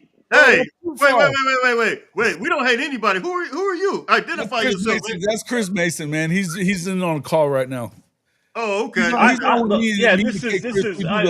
Sooners 360 recruiting guy. I love your class, but you never keep it. So what? And you've signed 33. You got 33 high school guys. This is everything you knew about USC last year. Throw that out the window. We got a new general manager. Just came from Notre Dame. All that stuff. You're not holding on to any of these Southern guys. Hold on real quick, though. You didn't really answer the whole question. Will they fire Lincoln? Hey, Chris. They can't afford to fire Lincoln. It's $92 million. And by the way, hey, Chris. One at a time. Hey, hold on. Hey, Chris. Deficit financing your NIL package. Chris, you don't have no idea what you're talking about. If you're going to speak facts, speak facts. Don't just come on here and just shoot stuff off because you think you know it. I'm going to give you facts. Now, I cover USC. I deal with it every day, but I'm not going to sit here and let you just go crazy and talk facts just because you want to shoot facts. We're going to come with some information, homie. I mean, straight up. If we're going to come with it, let's come with it. You ain't going to come with it just because you on here popping it. We're going to talk real facts. Now, you want to talk facts or not talk facts? You tell me what you want to do. I had him muted so that we could get some words out edgewise. Okay. Go ahead, Mason. Unmute yourself. You spin stuff off and it ain't facts. We coming with the real facts. But listen, you didn't finish answering my question. If they don't get to that whatever number got in your head, is Lincoln in trouble this year? I think we got to win. I'm just gonna leave it at that. I think we got to win. That's a non-answer, bro. Here's what I don't understand. Hey, check this out. How much grace did you guys give Steve Sarkisian? How long did it take him? Whoa. No, I'm asking you. No, I'm a real question. How long did it take Steve Sarkisian? But see, the media. I don't give any grace to Steve Sarkisian. He didn't win anywhere he's been. Well, let me say this. Jay, you used to be a beat writer, right? So you are part of the media. You got credentials and all that. Listen. So I'm saying, how much did the national media give Steve Sarkisian grace? It took him about 5 years to get to where he's at right now, right? Remember they called him. What was his name? 10 years, bro. 7-win Sark. 7-win Sark. So if his name was 7-win Sark, that means he was winning 7 games and he really wasn't getting it done. However, Steve Sarkisian finally crossed the hump. This is Lincoln Riley's 4th year. Kinda. No, well, I'm just saying it's his 4th year. So after this, we'll see what happens. But he has to win. That's what I'm saying. We don't talk about grace as a Florida fan. It could be next week. I'm ready to fire my coach. Okay, I'm just saying. It'd be getting wild down here in Florida. I'm back. I'm back. USCJ. I follow recruiting That's all I do. You listen to Don't what I'm tell saying. me I don't I'm follow telling recruiting. you got it wrong. I'm saying we got a new general manager. That same Yeah, thing I that know you're you talking about your about. new general manager. Yeah, I know yeah. about your new strength and So what conditioning you coach. talking about? But if you don't go you, 10-2, you're not you, going to hang on to your you just Southern said we're not keeping prospects. some of the guys in the South. Wait. We didn't keep Isaiah If you Gilbert. don't go 10-2, We didn't you're not keep going to keep them. We didn't Let keep him Justin finish, Jay. Let him Jackson. finish what he's trying to say, and then you can respond. But let him finish Yeah. what he said. You didn't even hear what Let he me said. say what I'm saying. If you don't go 10-2, you're not going to keep your Southern prospects. Your California guys, you're obviously going to keep, right? You're keeping Bowman. You're keeping that. You're keeping Bowman. You're keeping R.J. Sermons and the guys that reclassified. You're obviously keeping that Southern part of the class, the South Cali part of the class that you got. All the modern day kids. Yep, I got to agree. I promise you. I'm not even going to give a number. Wait, in order to keep Oh, we lost him. So in order to keep I can't hear you, Mason. You're breaking up. I kind of have to agree with him because Southern kids got to go too. Hey, who is that? Who is Donald? Who's Donald? He said USCJ needs to come on the show. I'm not sure. Who's Donald?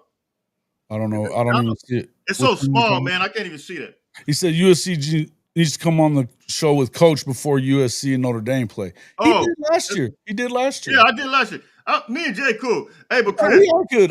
Man, this is my boy. This is my boy right here.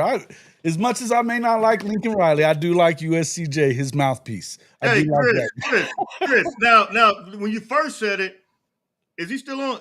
Yeah, he's here. No, he's not here, but he's hearing it. So answer the question. When he first got on, he said USC is not going to be able to keep the Southern recruits. But then he came back on and said, if you don't go 10, so I was responding. The answer what he was getting at was that if they don't go 10-2, that you're not going to hold on to that class, right? I'm not saying that. I'm not going to give I can't give a record, but I just know we got to have a winning season and do pretty decent. I'm not even going to say 10-2. I think he could be wrong. I think actually, I'm going to be honest. I think we can go 9-3 and keep our class. I believe that. Well, it's just a number, but you have to be impressive looking at. If you don't see that, if you go 9-3 and you look and your defense plays well, okay, I can buy that. Yeah, absolutely. But if you go 8-4 and and game day is as shoddy as it's been in the past, and like I said, we have Brent Venables. We know about game day problems. We're not throwing any shade your way. Reality. I didn't realize. We're just talking reality. Just talking reality. If Oklahoma doesn't go 9-3, we're not flipping kids, and we're going to lose kids too. No, then I think that's what I was trying to say. We're in a similar boat. We're in a similar boat. We need a different. If you just let me talk and finish here, I'll give you a reasonable answer. If Oklahoma's is in a different boat, right? We need to have a winning season to close our class. You need to have USC, in my opinion, in order to hold on to the Southern guys, stop the same narrative that's occurred the last 3 years, albeit with different personnel, different coaches, and different GM. We have a new GM doing things radically different in Norman. And our fan base that can't understand simple statements is freaking out over every verbal we get and every recruiting battle we lose because they're not listening to what our GM is saying. No doubt. But in terms of USC's class is very good in Southern California, right? It's the Southern guys, if you can keep them, that will make the difference between the classes and make the difference. I think you need to go 9-3, 10-2 to avoid the poaching that could occur from SEC teams like Georgia. Comes with it too, right? Okay, well, Jordan. Just let me finish. And I think you need to have a successful on the field season and whatever we need. You can define that however you want. That though, but you're gonna have to. He's got to go. So finish. So here's what I'm gonna say, Chris, and I totally understand your point. Now, do you guys know the new revenue sharing, the House versus the NCAA, all of this different stuff that's in play now, right?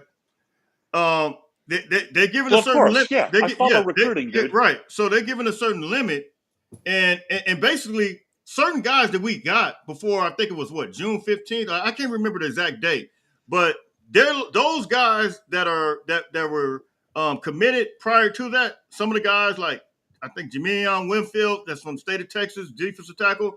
They're locked into the old way of, and they're gonna be grandfathered into the old way of the NIL. Now, everything after that has to get $600 over. Yeah, listen. That's already been shot down too, though, bro. And we've been saying this. Hold on, we've been saying this. The NIL is not going to get stopped.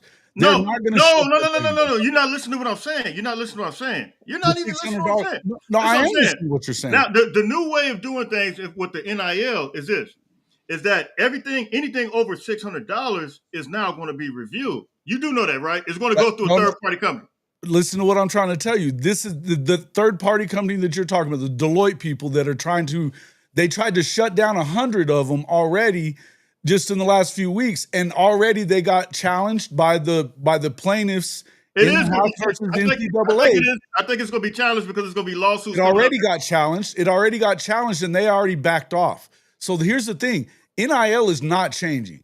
That's not going to change until they get collective bargaining. That's not going to change. What I'm saying is the guys that we got committed before that, like the likelihood of those guys flipping, we can't. The IMG guys, high. Who? Uber high. If you don't have a successful year, the IMG guys are out. Which are your top 3 guys and the kid from Texas? Absolutely. It's IMG, baby. Listen, where's that at? Branton, Florida? No, but you guys see, both of those guys are from the West Coast. Do you know Pepe? He got a family member that plays on our team right now. Pepe, a defensive tackle. And do you know that Cola J that just committed?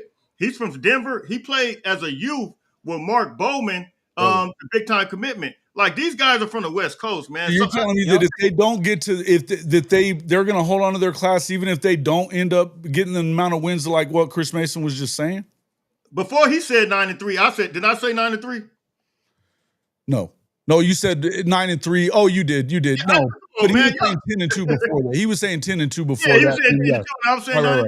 So I said I feel comfortable that we can retain our class if we got 9-3. And so that's kind of where I'm at. Well, and I think that's a big improvement off of what you've been the last couple of years. Yeah, I mean the first year, the first year, 9-3. Yeah, Lincoln Riley went 11-3 the first year, 8-4 8-5 the second year, right? And then last year we had what we had.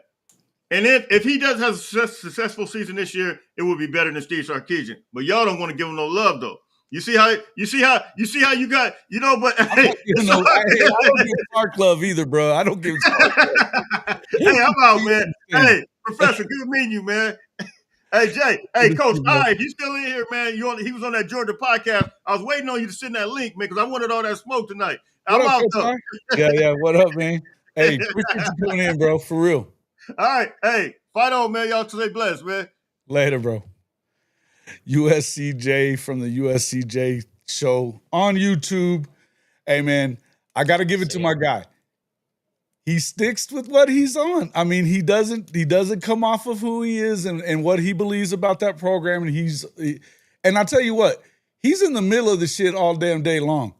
All day long. The people call him. He is definitely an insider that doesn't have the title as insider. He gets more information than a lot of those guys do. But I don't believe that I believe him when it comes to what USC is going to be this year. I think they're going to continue to struggle in the Big Ten. I don't think it's a good fit for them, particularly with Lincoln as head coach. So while he wouldn't tell us if they were going to let him go, they can't. I don't know. I kind of feel like, I think you're kind of right on that, Professor, and what you said. They owe him a shit ton of money. But here's the one thing you got to know about USC. They're one of the richest colleges in the world. They can afford it. I mean, it's a boatload of money though. It's like 93 million. 80 million. Mm-hmm. We were talking about Brian Kelly being on the hot seat. I don't think he goes either. They owe him like 80 million too. It's tough when you owe a guy $80+ million. It's tough to pay a guy not to coach. You know what I mean? Yeah, listen, I know it is, but if you can get somebody that you feel like can win, and I'm telling you, here's the other. Who are you going to go get though? Also, who are you going to go get? Jen Cohen. Well, but you got to think about this, brother. Jen Cohen did not hire this guy, and neither did this GM that they just hired either. Mm-hmm. Lincoln is not connected to these cats. I agree. He's not. So knowing that, he could be in trouble. And listen, all they got to do is get the one or two boosters that are willing to cough up the cash to get his ass out of there. A lot of cash, 90 million, 80 million. And listen, the way that they go about getting people, listen, I'm going to say this about USC. They look how they got Kiffin. It was a year-long thing while he was at Tennessee, just like it was at Oklahoma, where they were working behind the scenes and doing shady shit all year long. Don't think for a second that they wouldn't find a way all year long to get a for-cause firing out of it too. So let's say who's your top have to pay him. Who's your top 5 coaches right now? Top 5 coaches right now. Well, I think it would be Kirby Smart. I think Dabo. I think Dabo's still up there, man. I mean, the guy just went back to the playoff, even though Dan Lanning's up there probably with his recruiting class. He is not. No, he's not. He's won one game worth of Ryan shit. Day? Is Ryan Day up there? Ryan Day's got to be up there. I think Kalen DeBoer's up there as well. And I think Marcus Freeman is probably my number 2 coach. Second or third in the country. I think Marcus Freeman's a bad dude, man. I also have to agree. Which one of those guys takes that job? Which one of those guys takes that job? Yeah. I have to say none. I don't know. I don't think Marcus would, because I think that he's got everything he wants at Notre Dame. You know what I mean? Dabo Swinney, no. Kirby, no. Kalen DeBoer, maybe. Let me tell you something. Let me just hold on a minute. Kalen DeBoer was hired by Jen Cohen at Washington.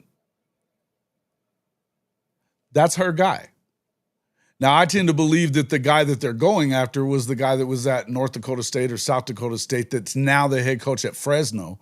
I think they're stashing him there for a year or two until they finally get rid of Lincoln. This is just my feelings on it. It's just, reading tea leaves and stuff that you hear from different places. Mm-hmm. But it wouldn't surprise me if a Kalen DeBoer – listen, here's the thing. If Kalen doesn't do what I think they're going to do, I think Alabama's going to be fine. They're going to win 10 games this year and be back in the playoff.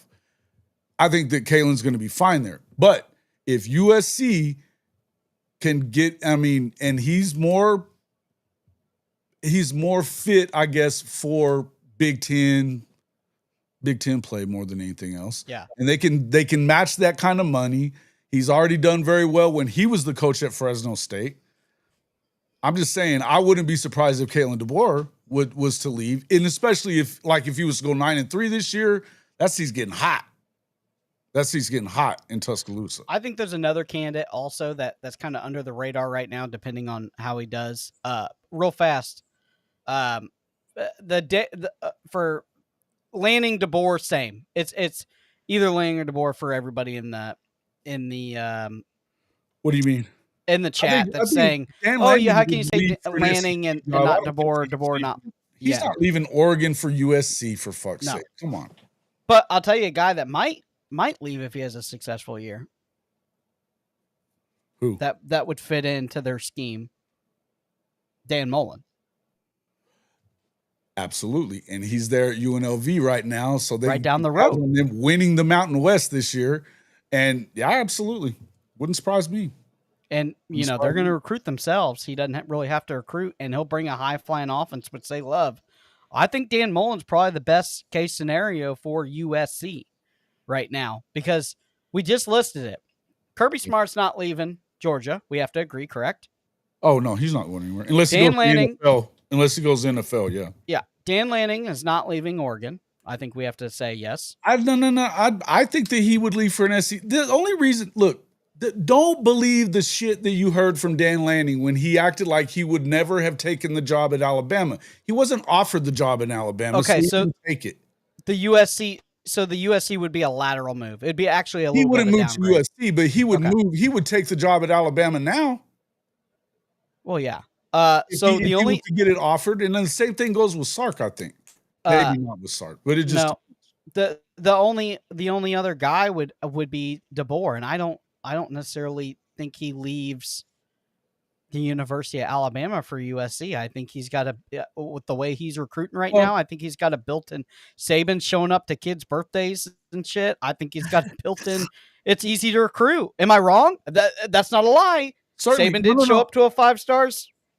I just don't know. But that's assuming that they go and win this year, which I'm one of the people that believes that Kalen DeBoer is going to win this year. I think that Alabama goes back to the playoff. I do. I've got them probably winning the SEC or, being right up there. They're definitely in the playoff. I think at worst they go 10-2. I don't think they're going to do another 9-3 year. But if they do, Cody, already even last year, there were a lot of people that were not in on him. Yeah. And when you're following Nick Saban, that's a tough nut to crack, man. And maybe it's not for everybody, and he's not from the South either. That's the other part. I'm not saying he can't get it done. I think he's one of the best coaches in the country. I just said I think he's one of the best coaches in the country. But I think that you better start winning big and at least make a run at the Natty here in the next year or two, or else it ain't going to last very long in Tuscaloosa. So if that's the case and USC comes along with the right amount of money for him and people that he's worked for in the past, it's an easy transition for him to leave and go to SC. That's why I think that he would be one that could leave. This is my thing, though. I think that Nick Saban saw what they put on the field last year and said that's not the Bama standard. And I think Nick Saban is very heavy in influence. I think he it's like he took the training wheels off DeBoer and he's like, okay, here you go. We're gonna feed you to the lion's den. What it's like here. We're gonna do it your way. They did it their way, and I think now Nick Saban is there all the time. I think they're doing it the Saban way, and I think he's gonna be. I don't think he's coming back to coaching. I think he's gonna be basically behind the scenes. He's gonna control everything. He's gonna be the guy. Yeah, he ain't coming back. I think he's going to control everything. I think he's going to help. I didn't necessarily believe that. And now here's what I would tell you. You want to talk about some deep-seated, crazy talk thinking, but it's not that crazy if you think about it. Now, first, I think that Dan Mullen is smart. So I think that's a perfect thought. The other one would be Nick Saban to USC, because a lot of people talk about Saban didn't want to continue dealing with the SEC that he helped turn into the monster that it is. But could he do it at USC when they've got an endless amount of money? They'd give him complete control over everything he wants, and they've got a doable schedule. I don't see Saban coming back. I don't think he loves I really do. I'm just saying, though, if he was okay, so why that's the kind of job I think he would go back to. I don't think it would be Alabama. Why be the guy with the head on the essential guillotine every year when you can sit there and run and pull all the strings, as many strings as you want at Alabama? But he would never be on the guillotine ever. I mean, it's Nick Saban. You go 2-10, you will. Oh, horse shit. He ain't going 2-10. I just don't. I don't ever do that. I mean, he's old. I just don't. I feel like at this point, Nick Saban would just rather sit back. Shit. I feel like him and Miss Terry would just sit back and he'll pull the strings. I think that Miss Terry made it clear that he ain't going back to coaching. I agree with you on that. I'm not saying that. I'm saying if he was to go back to coaching, I think it's more likely that he takes a job like USC than it is for him to go back to Alabama or take over at LSU or anything like that. I do like the Mullen thing to USC, though. That feels like a fit, right? If they suit up the $90 million. Oh, yeah. Yeah. But I think he's got to go win now. Oh, and here's the one thing I'll say about Dan Mullen.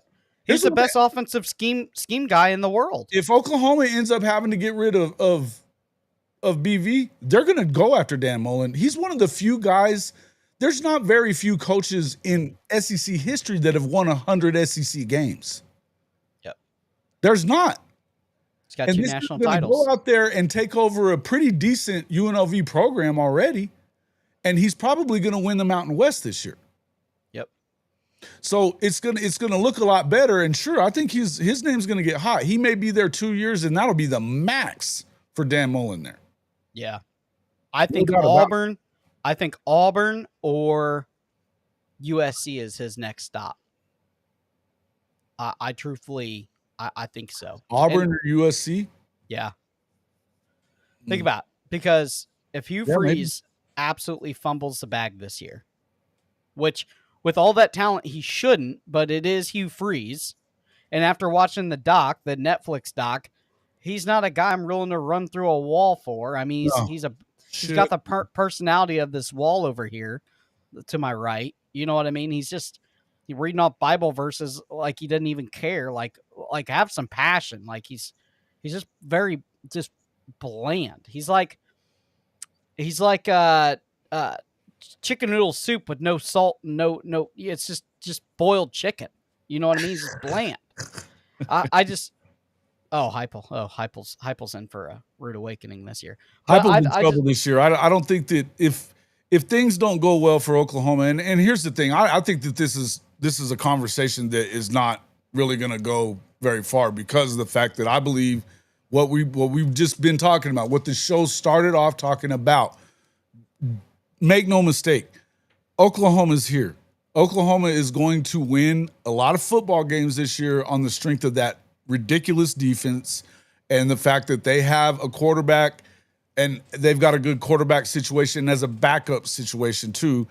Another thing, shout out to D-Mac for saying that last night. We've been talking about that a lot on this show, that Hawkins is good to go if they need to go to him. He is. The thing is, they are so loaded and they've got depth on the O-line. They've got a lot of receivers. Javonte Gibson is going to be back. I think that was one of the biggest announcements that we heard today, was that he'll be back running next week, and he looks like he's going to be ready for week 1. You still have 20 days. Oklahoma is not going to be some pushover in the SEC in year 2. They're not. And the schedule breaks pretty well for them to win 9 games too, because of the fact that, look, you got Michigan at home. That's a big confidence builder if you can get that win. I'm not guaranteeing anything here, but the truth is they should get to 5-0. I don't believe in Auburn. I think Auburn's got a good defensive line. I know they do. I know they got a great receiving core. I don't know that they got a quarterback that can get them the football.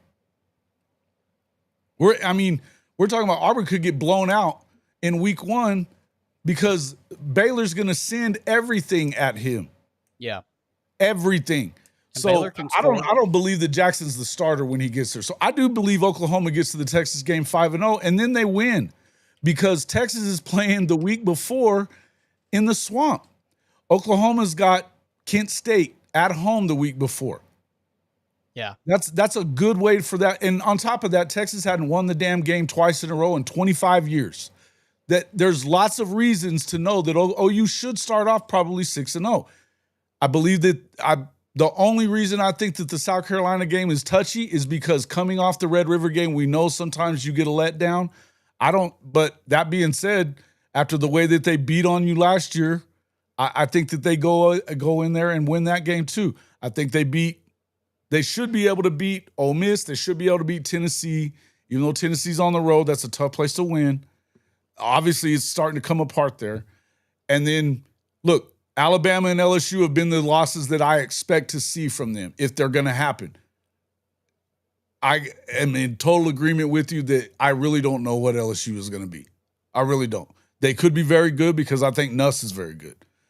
They have receivers coming out of the swamp all the time, and they added Nick Anderson that if he's healthy, he's going to be very good.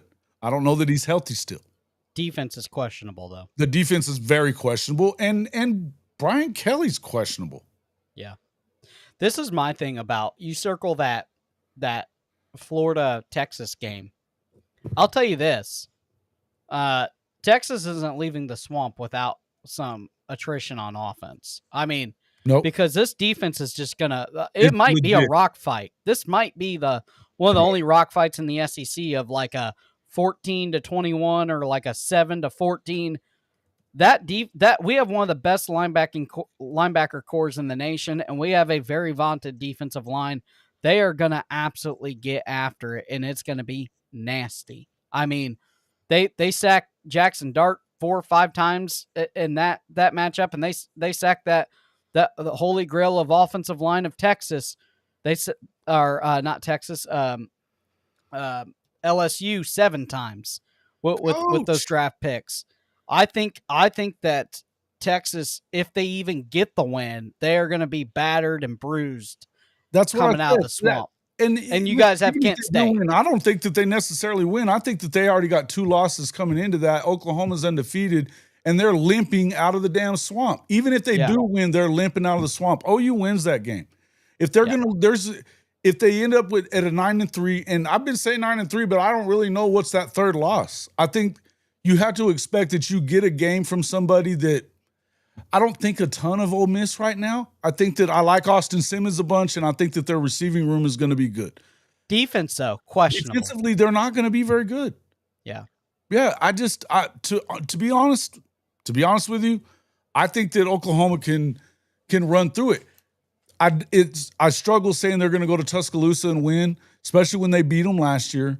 And and Alabama's circling that game. You know they're pissed off about it. They're waiting on that game.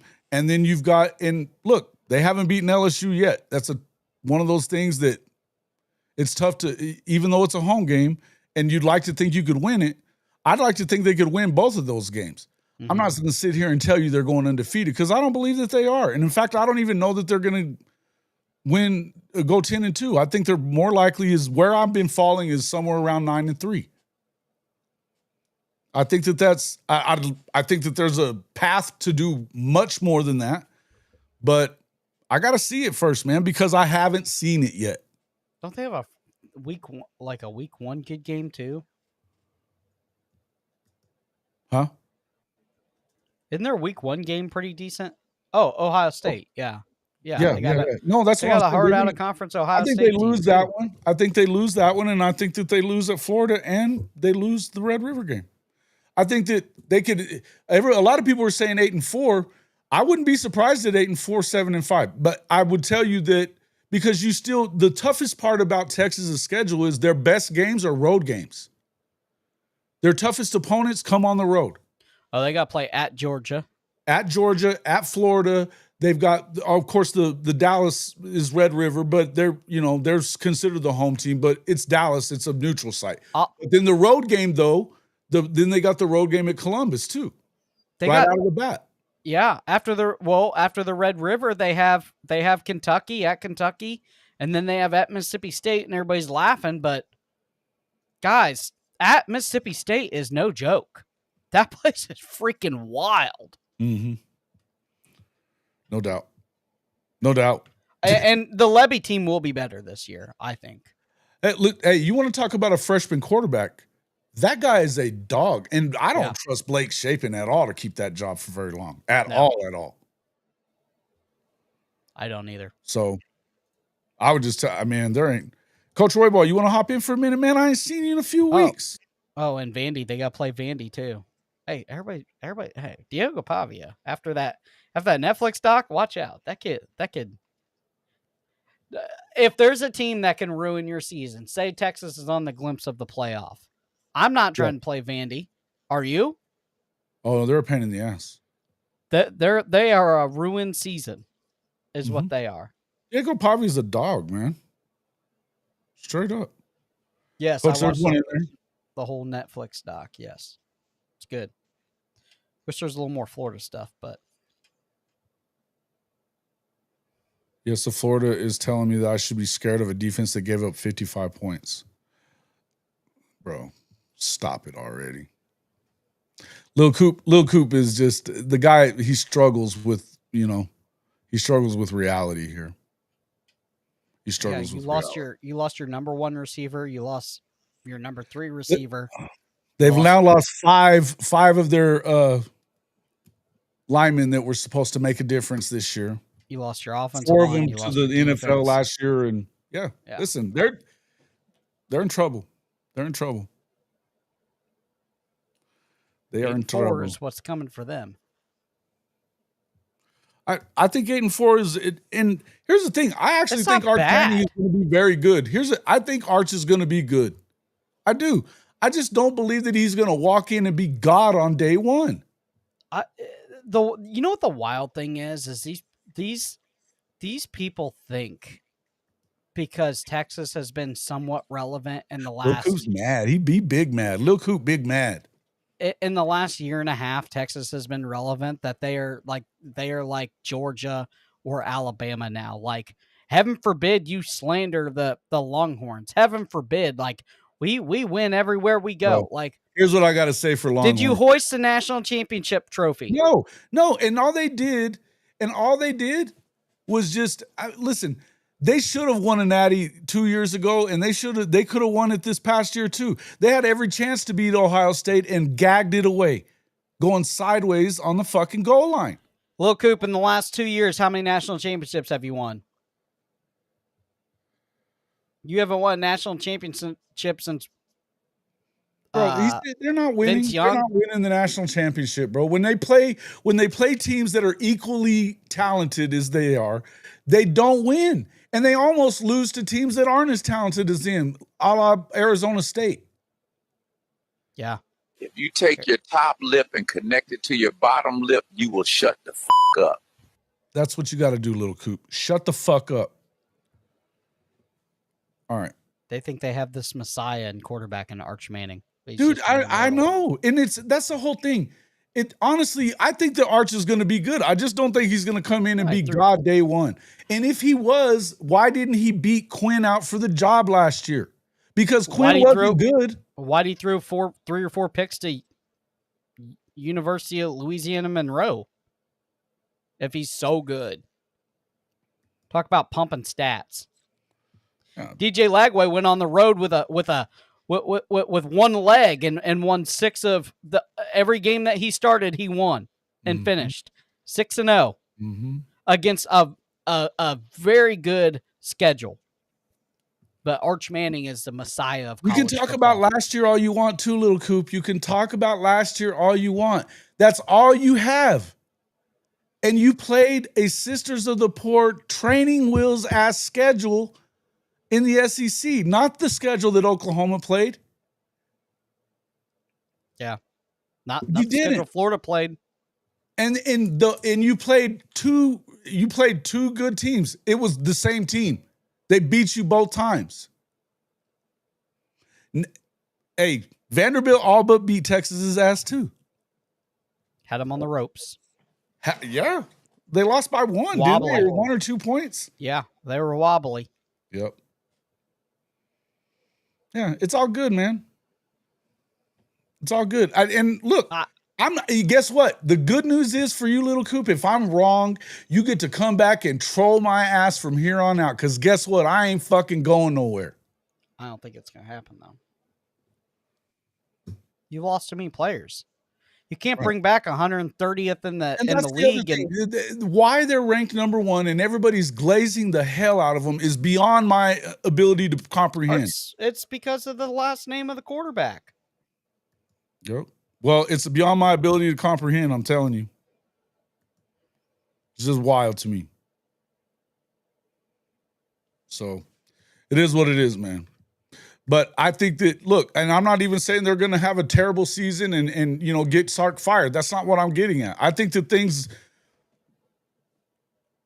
can break the wrong way. And even if you beat Florida or beat Georgia in one of those road games, I think you still have 2 other losses. And I think you end up with a third one by losing to either A&M or Arkansas. Would that freak you out if that happened? Hell no.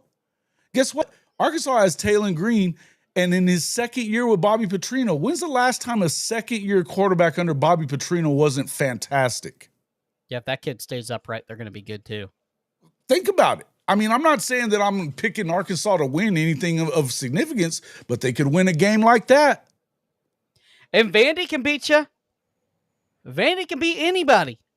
They're dogs like that. Everybody's not. I can't wait. Vandy's going to upset one of these big teams. What's their schedule? I got to see it. Relax. They are going to absolutely mollywop one of these teams, and I live for it. Well, we'll see. I'm not ready to pick Vandy to be the Tennessee. Bama. They got teams. Bama, LSU, Missouri, Texas, Auburn.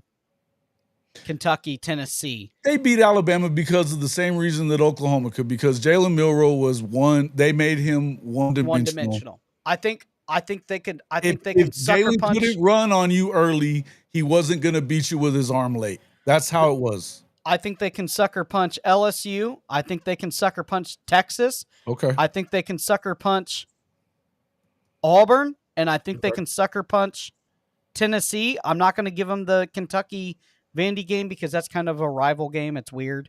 You know what I mean? But I think they can sure as heck beat the Kentucky game. You're not going to give them that? No, because it's rival. I don't give any rivals. Wait. You're talking about Texas and Kentucky. Yeah, Kentucky's not beating Texas, man. No, Vandy, Texas. Vandy. I think Vandy can beat Texas. I think they can beat Auburn. I think they can beat Tennessee. And I think they could probably sleep up and sucker punch LSU because it's at Vandy, probably a noon game, and it's like October, so it's going to be, could be chilly there. I think it could get a little nasty with it. Watch out for Vandy this year. It's not the Vandy of old.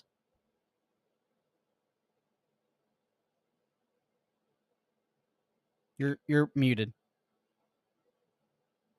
Yeah.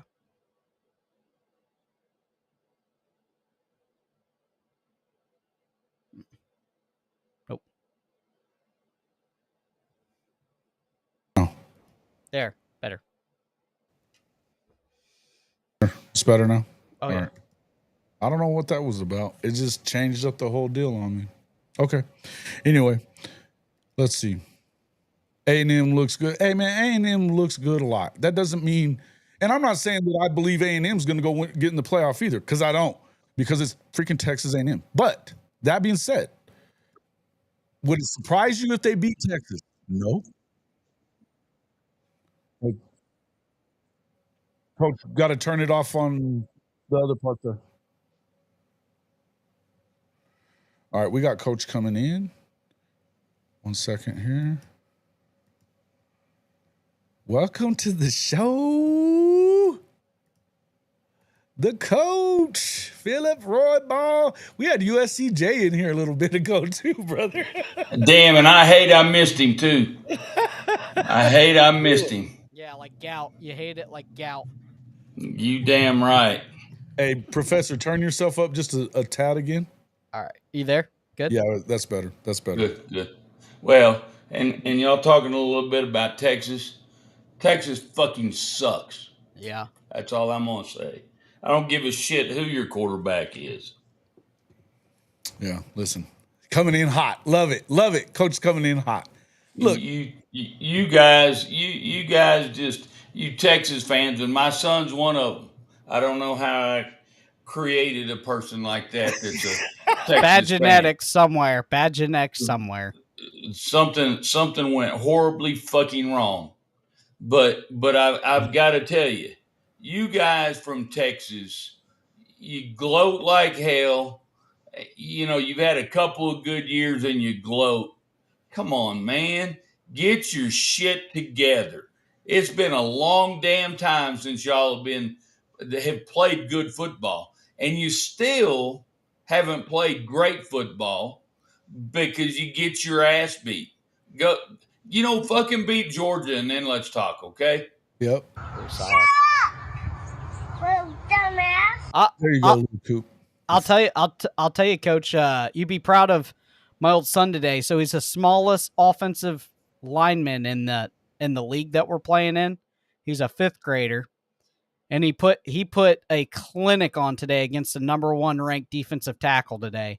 Had 70 pounds on him, and it put him on skates, Coach. I mean, we worked on it this morning, setting his anchor. I mean, the kid didn't get a single tackle today. I love it. Just an absolute dog. And then he got on the edge. Grader? He's a 5th grader going up against a 6th grader, and the kid had like 65 pounds on him. Wow. And just up inside, would roll him up, set his anchor, and lock his arms out, get him off tilter because the kid was so much taller than him, and the kid was on skates, couldn't do nothing with him. I love it. Well, my grandson's a 5th grader, and so I'm actually coaching his team this year, and I'm coaching the O-line, and he plays guard. And he, last year he was pancaking people. I mean, it was. I felt sorry for those other kids. Yeah. And so we got beat in the championship last year. I didn't coach. I was a grandpa last year, but this year I'm going to go ahead and help those guys coach. Yeah, I'm coaching this year. I tell you, he blasted this outside backer. He pulled on this toss sweep. And Yeah. it was a thing of beauty, Coach. I mean, it looked like a well-oiled machine went for a touchdown. He blasted that outside backer so hard they threw the flag for targeting and then brought it back because it wasn't targeted because he hit the outside backer Hit him so hard. They're like, oh yeah, that's got to be a flag. And then the other two refs were like, no, it was clean. It was clean. 65 pounds. He's the smallest kid out there, just absolutely molly-whopping 65 pounds. In 5th grade. Oh yeah, my we're trying God. to put the weight on him. He's just a string bean. You know what I mean? All right, gentlemen, let's talk. Hey, Coach. And mine's about 5'5", 265. Jeez. Coach, let's talk about Notre Dame. Let's talk about Notre Dame. How they look in their first scrimmage? You know what? I guess okay. I think that the first day of practice, everybody's going friggin' nuts because Arch Manning threw 3 picks in the first day, and Minchie threw a pick or one or two picks. Yeah. Did you say Arch Manning just now? No, did I say Arch? Yeah. Man, you're talking about your boy. I need to go get a beer. So it's got to be Carr through Carr, yeah. Carr threw 3 picks first day. Uh-oh. But you know what? I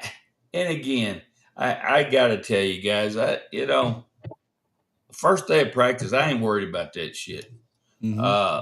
But I got to tell you, it is a true battle. Everybody was saying it was going to be Carr. And I've tried to tell people for a while now. Minchie's a good dude. He's a good player, man. I've been trying to tell people that for a long time now. Don't say Minchie can't beat him, because he can. Minchie. Now he's got a few different attributes, but the thing about Minchie, he's a great athlete. He can run the ball. In the spring game, scores a touchdown, does a backflip after he scores. That'll kind of tell you what kind of athlete he is. But it's a battle going on. I don't know when it's going to be over, but I hope they lock in within the next week, and in 2 weeks for sure, because we're getting close to starting to get ready for Miami, that everybody says is going to be man killers. No, they're going to be terrible. They got a lot of great athletes, is what they have. Our resident Michigan fan is saying maybe he will transfer. Who Carr? Yeah. Well, man, you know what? I hope if he does transfer, I hope y'all can get him this time, because you couldn't fucking get him the first time. I knew that was coming. I just got alert that our cattle hot wire is not working, so I got to go. I got to figure out wire before the cows get out. It'd be a mess. All right, brother. Well, tell everybody how to find you, man. We gotta get them over there too. At High Top Sports, we're doing everything on the main page there, writing some articles. You can check me out at Twitter at High Top Prof, and writing articles, doing NFL stuff, doing college stuff, doing all SEC stuff. We got an all SEC show on Tuesdays live at 8:25. Go ahead, check it out. Right on, brother. Good job, Professor. Good seeing you, man. Good seeing you, Coach. Good seeing you. Love you guys, and we will see you later. I gotta go check on the cattle. Hey, go Gators. Go Gators. The Gators. I had seen the Professor in a while. Yeah, he's been on a couple times in the morning with me a few times, but has he? Yeah, but he hadn't been on the late show in a while, so that was good. Good to see him. Hey, shout out to the comment section, man. I know I've been giving you guys all kinds of hell, but I tell you, we've got almost 1,000 views during the stream. We're at 982 right now. Awesome. And Crow, you used Fanatics, my man. Appreciate you. Good job. But yeah, we need to get up to 100 likes too. We're at 90 something likes, so that's good stuff. Oh, come on, guys, hit 100, man. 100, that'd be great to get us to 100 likes. And look, we're still on the lookout for that 5,000 subscribers, folks. We really need to get there. But since he brought it up real quick, the Fanatics deal, let me go ahead and play that for everybody real quick. I'm going to use the restroom, and then we'll be right back. Gotcha.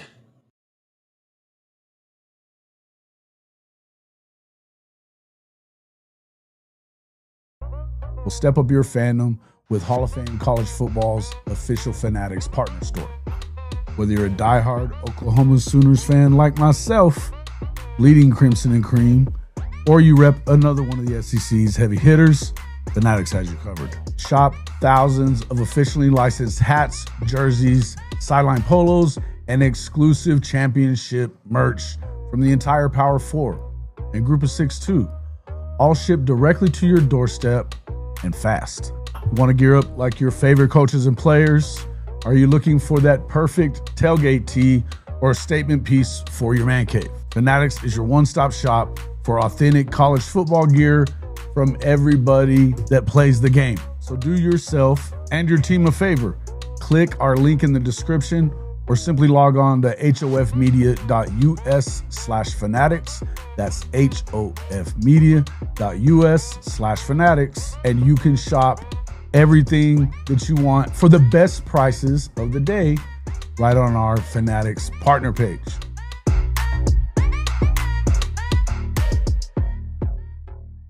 All right. Good stuff, Crow. What'd you get, Crow? What'd you get, man? Put it in there, which hat you got or which shirt you got, whatever. Appreciate that a lot. We also have our pod merch store. We've got some updated stuff in there as well. Make sure you get over there and check that out, hofmedia.us/pod-merch. That's hofmedia.us/pod-merch.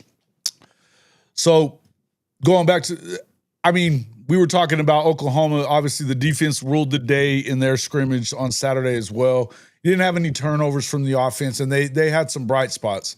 But the defense is definitely ahead of the curve. They're one of the best. They're going to be one of the best defenses in the country. I think the same thing about Notre Dame. So it's not that surprising, really, to have your offense struggle in that first scrimmage, right?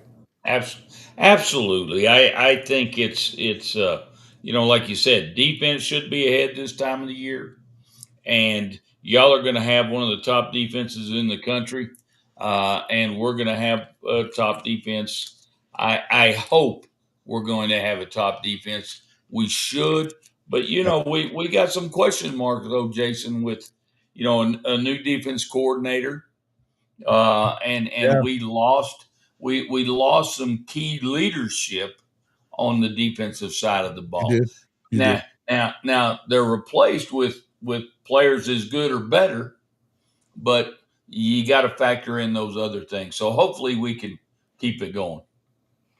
Yeah, I agree. I think that, listen, I said earlier, Professor asked me who my top 5 coaches in the country were, and I've got Marcus Freeman as one of them. I just think that he's proven beyond a shadow of a doubt to me. He's been better every year. So, they only lost the 2 games, one of them being in the national championship game last year, and you can say whatever you want, little Coop, about the Southern Illinois game, but they didn't lose anymore. You know what I mean? And so I'm going to tell you that it is what it is. They got through. They beat Georgia. You couldn't do it. You know what I mean? So what's not happening in unfair sports? What do you say? It's just not happening, Coach. What's not happening? What's not happening? Oh, there's Coop too. Dang.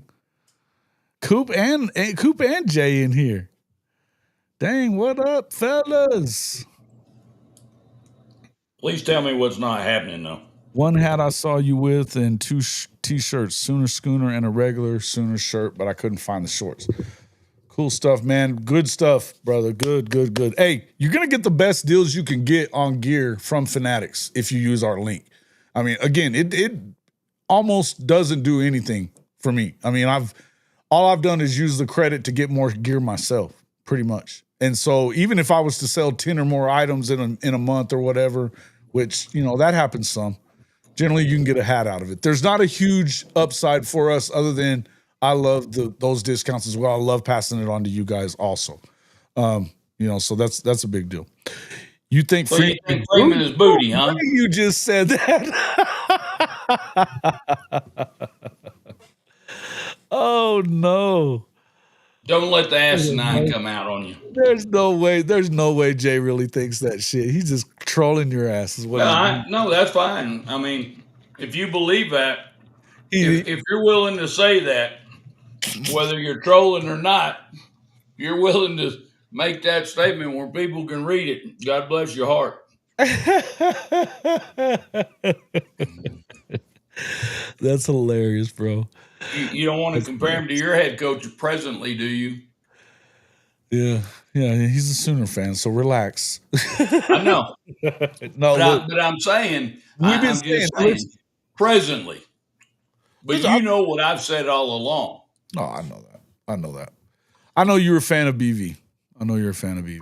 But don't attack my coach and don't think I'm not going. He's just fucking with you. See, he's just said bullets back. He just said love you, coach. Love you too, man. Oh, I knew it. I knew that shit was coming. No, so listen, I just think that overall, I mean, like I said, and not surprised about what you're hearing out of Auburn doesn't really surprise me.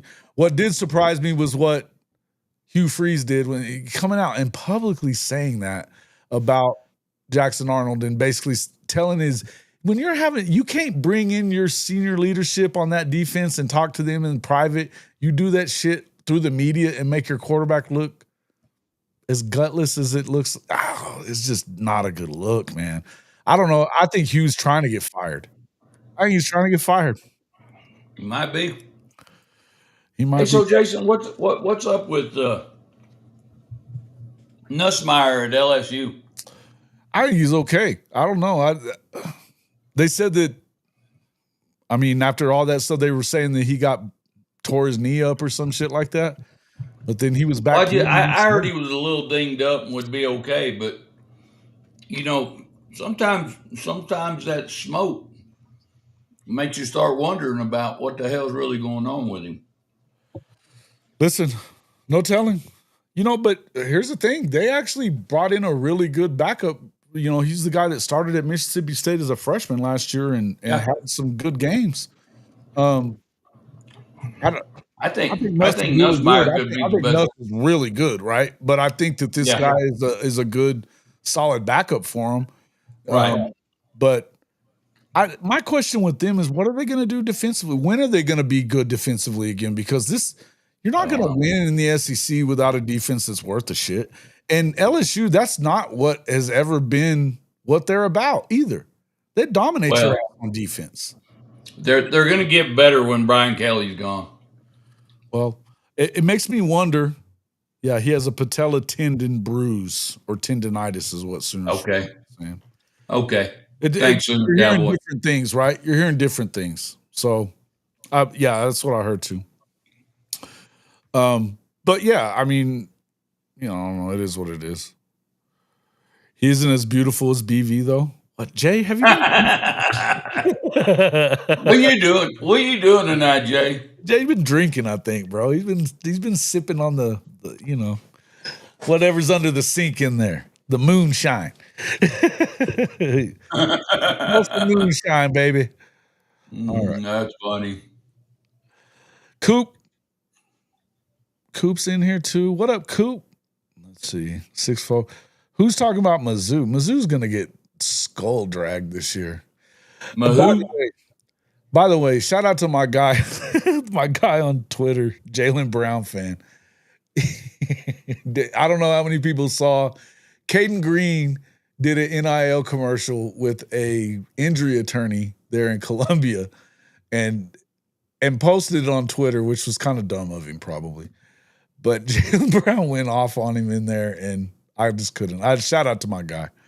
That shit was hilarious. I don't know if you guys saw that or not, but Caden Green, the offensive lineman that, ran away from Oklahoma, everybody's favorite offensive lineman from Mizzou. It was good stuff. Sipping on gin and juice. Yeah, I like gin and juice. Let's see. Sipping on the moonshine. There you go. Moonshine. Boy, I had moonshine one time in my life, and whoo, Lordy. Where you at? That was the last time for me, brother. Yeah. Damn. That shit was strong. I'm telling you. I can't do that. I don't think that's kind of like the only times the closest thing I've had to moonshine was like Everclear, and it fucked you up bad, and you don't even see it coming. That moonshine I had, woo. Yeah. We were up in the mountains in New Mexico, and we'd been there for several days. There was about 6 of us guys that drove in on motorcycles to go fishing, and we ran out of beer, ran out of whiskey. So my aunt lives up in there. So I called her and I said, "Hey, where can we get something to drink?" And it was Sunday, New Mexico. They don't do that shit in New Mexico. You can't buy it on Sundays back then. You can now. Now. After a certain time. But back then, yeah. So anyway, she gets me to a guy that sells moonshine. Damn, that was a bad mistake. Knock your ass out, huh? No, does it? Oh, you can remember those few drunks that just really got you. There's a few of them in your life that if you've been a drinker, that just fucked you right up. I still remember my senior year. We were at a senior party for graduation and shit, and somehow I ended up asleep in somebody's fucking closet from drinking Captain and Dr. Pepper all night. I don't know what the hell just happened, but I'll tell you that I haven't been able to go near Captain Morgan since. Oh no, can't do it. Well, that moonshine was like in a big pickle jar, is what they had it in. Yep. And hey, we get 6 of us, and we didn't drink half of it, and it was lights out, baby. Yeah. Hell, usually a bear could have strolled up on me and had his way with me. Hey man, most people with moonshine, I mean, they'll dip their finger in it a couple of times, and that's all they do. That's how fucking hardcore that shit is, man. Well, I dipped my mouth in it about 6 times. Woo. Yeah. Did you wake up like 2 days later or what? That's what it felt like. Yeah. And I didn't wake up feeling too good either. Oh, no. That's always the worst part. That's the worst part. Well, all right. Well, yeah, listen, we're going to be doing some stuff this week. We got to get in here and start doing some predictions for the season. Hey, Coach, it's close. We're a couple of weeks away, man. We are a couple of weeks away. Is it 20-something days, right? 24 days. It'd be, yeah. No, 22. Well, when does 22 days. Who's playing in Ireland? Oh, that's Farmageddon in Ireland. They're playing K-State and Iowa State in Ireland. And when is that game? Week 0. So yes, there's definitely some week 0 stuff too. Well, so yeah, we got a couple of weeks. We're a couple of weeks from week 0, and then of course about 3 weeks from week 1. Getting after it. And you guys are at Miami in week 1? Hell yeah, at Miami. At Miami. Carson y'all Beck. get ready. Y'all get ready, baby, because the ass whooping's coming. Listen, man, I think it's a good opening game, but yeah, I think you win it. I think you win it. Carson Beck elbow better be good because we're going to be hammering his ass. They're acting like he's fully healthy, so I hope he's fully healthy. Mm-hmm. He may not leave fully healthy, but I hope he's fully healthy when he starts. I'm allergic. Turns me into a homeless man. I get it. I love that shit. I kind of stopped. I don't drink as much anymore either, man. I have a couple beers here and there, but I got too old to do that shit anymore. It's too much. It's too much, man. Too much. But if you look at those early, go ahead. No, I was going to say I got my little poker nights that I drink me about 3 or 4 of those micheladas. Yeah. But that's about the most, and that's about maybe every 3 weeks to once a month. Yeah. You used to play a lot more poker too. We used to play every week whenever I was here. Yeah. Yep. But yeah, man, I'm excited. I think, there's some big week 1 games. I'm actually supposed to be going to the Alabama-Florida State game. So that'll be fun. I think that's a big week 1 game. I think the other one, there's some really good ones. Obviously, week 1, you've got Texas and at Columbus, at Ohio State. So that's a huge game right off the bat. I think an underrated one would probably be Syracuse, Tennessee. If everything that's going on at Tennessee sounds correct, Tennessee may get their ass handed to them by Syracuse in week 1. So we'll kind of wait and see what goes on there. I think I'm interested as hell in the Friday night game, Auburn at Baylor. I think that Dave Aranda is going to send the fucking house at Jackson Arnold. And I'm telling you, I don't think Jackson makes it to week 4 to play against Oklahoma. I've been hearing a lot of people talking about how much better Baylor's going to be, and I got to see it. I got to see it to believe it. They won 9 games. I got to see it to believe it, though. I'm still not sold on them. Okay, I get it. TCU is back to looking pretty good too. I think a lot of people are just defaulting to Arizona State because of last year. Right. That's not a given. I don't think it is. I struggle. I was picking K-State all the way, but I don't love that they're going to Ireland in this first game.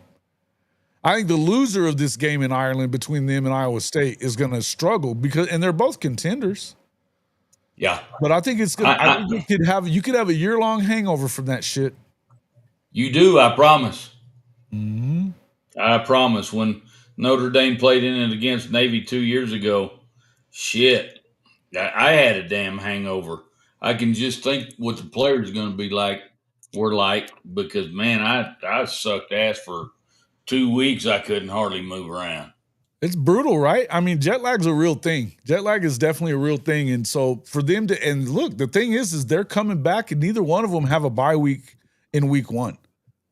It's wild to me that they did it that way. Wild to me. And I don't know why the Big 12, knowing that they're in the trouble that they're in, would even agree to that shit at all. I don't either. It makes no sense to me, man. None. And I just think you need your best teams to be at their best because, I mean, look at BYU. I would have picked BYU to be one of the contenders. They don't have a quarterback now. Retzlaff's gone. I think that I really still like Kalani Sitake. I think they're in trouble though. But can you believe in CU with Keaton Salter? I don't know. I mean maybe, but I don't. Yeah, I don't really see. I don't think that they're just going to be terrible, but I don't think that they're going to win. But I think that Utah, I don't know. Everybody that's talking Utah, I'm gonna have to see that too. That Dampier kid, I haven't seen that. That's another thing. That's another one. I got to see it to believe it. And we're both fans of Coach Witt. We know what he's done in the past. Hell yeah, he's very good at what he does.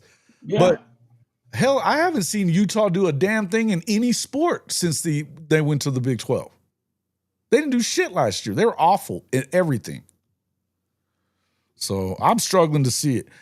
I think Arizona State is right up there. I think but this season, I think you're going to have a different champion in the Big 12, and I don't think that's good for the Big 12. And I'm going to tell you who it isn't going to be right now, here and now. I'm going to tell you it ain't going to be Texas. It ain't going to be Texas Tech or Oklahoma State. Yeah, it is not going to be. Listen. Hey, Moosehead, tell me, whoever wins the Big 12 will be a solid team. Explain that one to me. Solid is in what? Yeah, solid compared to what? Compared to Texas Tech. Solid isn't compared to water or what? Sooners for life. Why would you believe in them? Let me ask you a question. Why would you believe in Tech? They've never even played for the Big 12 championship, and it didn't have 16 teams. It wasn't a 16-team league. And Joey McGuire has lost games in the early season to Wyoming, NC State. I've yet to see him win a big game. He lost to Washington State last year in John Mateer at home. Just saying. They're always supposed to be good. They're always supposed to be good, and they never do. And I know all this recruiting hype, spending all this money on recruits has got everybody kind of pumped up and stuff. But, again, guys, it's you look at teams that bring a lot of people in from the portal. That's it. There's not consistency. Mm-hmm. And I'm not saying don't bring people in from the portal, because you got to bring some in. Sure. But it's got to be calculated, and you got to bring in the right people, the right fits. And Texas has gone out and spent money on everybody that they could possibly bring in, and I'm just telling you, I'm a Jimmy McGuire fan or McGuire fan, guys. I'm a fan of Coach McGuire. Yeah, but I don't think they're going to get it done. Has Taco Tech won when they were in the Southwest Conference? That's a no. That would be another no. The Southwest Conference belonged to Texas and somewhat A&M, I guess, and Arkansas. That's who won in the Southwest Conference football-wise. They openly say they overpay to get guys to Tech. Well, no shit. No shit, Sherlock. I mean, have you been to Lubbock? Have you been? I was going to ask the same thing. Have you been to Lubbock? Look, you can't do it like that. And listen, here's the thing. I know that this dude, Cody Campbell, has money. He's not. This ain't Elon Musk we're talking about, folks. He's not going to be able to sustain doing this forever. And they just went and got that 5-star to commit, that defensive end prospect. I think he's a 27 kid, 5-star kid or whatever.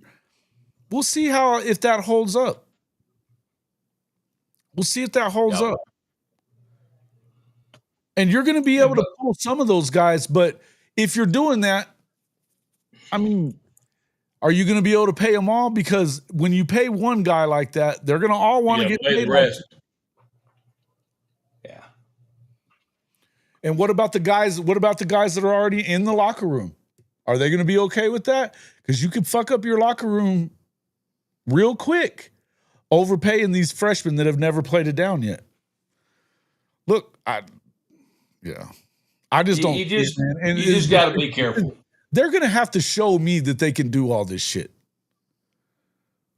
because I've never seen it from them. I covered them for 4 years as a reporter, and the closest they got, they shit down their leg when they got to Oklahoma the next week. After beating Texas in that game, they go and they were out of that game by the middle of the second quarter. Over. Guys, I got to tell you, I've lived in the region of Texas Tech for over 60 years. And they've never, and don't misunderstand. I've liked some of their head coaches. I was a huge Spike Dykes fan. Big fan. I I was, like Spike. I, Good dude. I, I like yeah, Stoney. great guy. Yeah, I Now, like if you were gonna, if you were gonna put win a national championship by telling jokes, Spike Dykes would have kicked your ass. But he was a good man and did a great beat a lot of teams they shouldn't have beat. Yeah, Spike was a while good he coach. was there at Tech. It's a tough place to get people to go there. Exactly. And then the Pirate was one of my favorites. They jacked him around. Which he didn't help himself either, but at the end of the day, Tech is not a football school, guys. I'm just telling you. I'm not sure they want to be one either. So it ain't happening. Well, they want to be one if they can, but I will tell you this though, they don't know what you know as well as I do. They don't know what to do. They don't know how to build that program like that. Yeah, they do not. And it's just, to me, it's the same thing. I look at them like I look at Texas A&M on a smaller scale than A&M is. They're looking up at somebody and wanting to be who they're not. And that's just always who they've been. That inferiority little brother complex that Okie Light has and A&M has, they've got it too. Yep. Exactly. They're paying off their money to try to get pitchers for their softball team and trying to buy them a championship there. If they were going to win it, they should have won it this year, because next year Oklahoma's coming in with all the talent, and they damn near got your ass this year anyway. I don't see it, man. I just don't see it. I don't see them doing it there. I don't see them. They won that baseball championship, and the women's basketball team won 30 fucking years ago. And that's basically what you got from Texas Tech. Yeah. And yeah, let's move on from Tech. They're not winning. I'm just saying that the Big 12, if Tech is their they're out first round. Yeah, man. If that's their team to like bring them to the next level as a conference, you're fucked, Big 12. I don't buy it. There's better teams in there than Texas Tech. I think Kansas State is the biggest, the best brand in that conference as far as the guys that are left over. I think CU could be. I think that, obviously Coach Prime's got to continue getting, and how long he'll be there, who knows. But I think you're going to have to continue doing things the way he is and be able to bring in a lot better players. And I don't know that that they're willing to cough up the cash at Colorado either. I just don't know that they are. Right. Utah, I don't buy them at all anymore. They're so interested in wanting to go to the Big Ten, which they'll never go to the Big Ten. That's stupid. Yeah, I just don't see it. I think that the Big 12's in trouble. I think that the best thing that they can do, because I don't think it's going to be a Power 2, Coach. I think it's going to be a Power 3, because the SEC and the Big Ten don't want all these fucking teams. But you have to have a playoff that allows upwards of 70 teams to compete for it. You have to do that. Yeah, so I think that the Big 12 and the ACC have to merge. And you know what? It would help them both, because a lot of this crazy fucking travel that they've got, both conferences, would be alleviated by doing that. Yeah, it would. But I don't know. Well, I'm not. You already know my thoughts on the Big 12. I'm not even going to go off in that direction. I was hoping you might just throw it in there. I'll just piss everybody off again. No, I know. I'm just giving you shit. No, man, we've been going for a good while, Coach. Anything else you want to add? We definitely need to get you back on. Are you available Tuesday, or you got practice? What's up? I'm not sure what time we'll have practice. I'm going to see if I can have Coach. Maybe we've been starting at 5:30 to 7. Well, we can bump it back to 7 though, if you want to, or 7 to 7:30 even. Yeah, so that would be Central Time. We'll go an hour later this Tuesday, for the show with Coach. Okay. Okay. Cool. Cool. That'll be good. That'll let me get on. Yeah, we Hey, got Jason. predictions and shit. What's up, Coach? I was just, you know what? I felt proud today that we were able to beat Oklahoma out for a good player. And I say that with all due respect. And that just kind of tells you how much I respect the university. I think OU is they're blue blood. I'm not a lover of OU, but I do respect them a lot.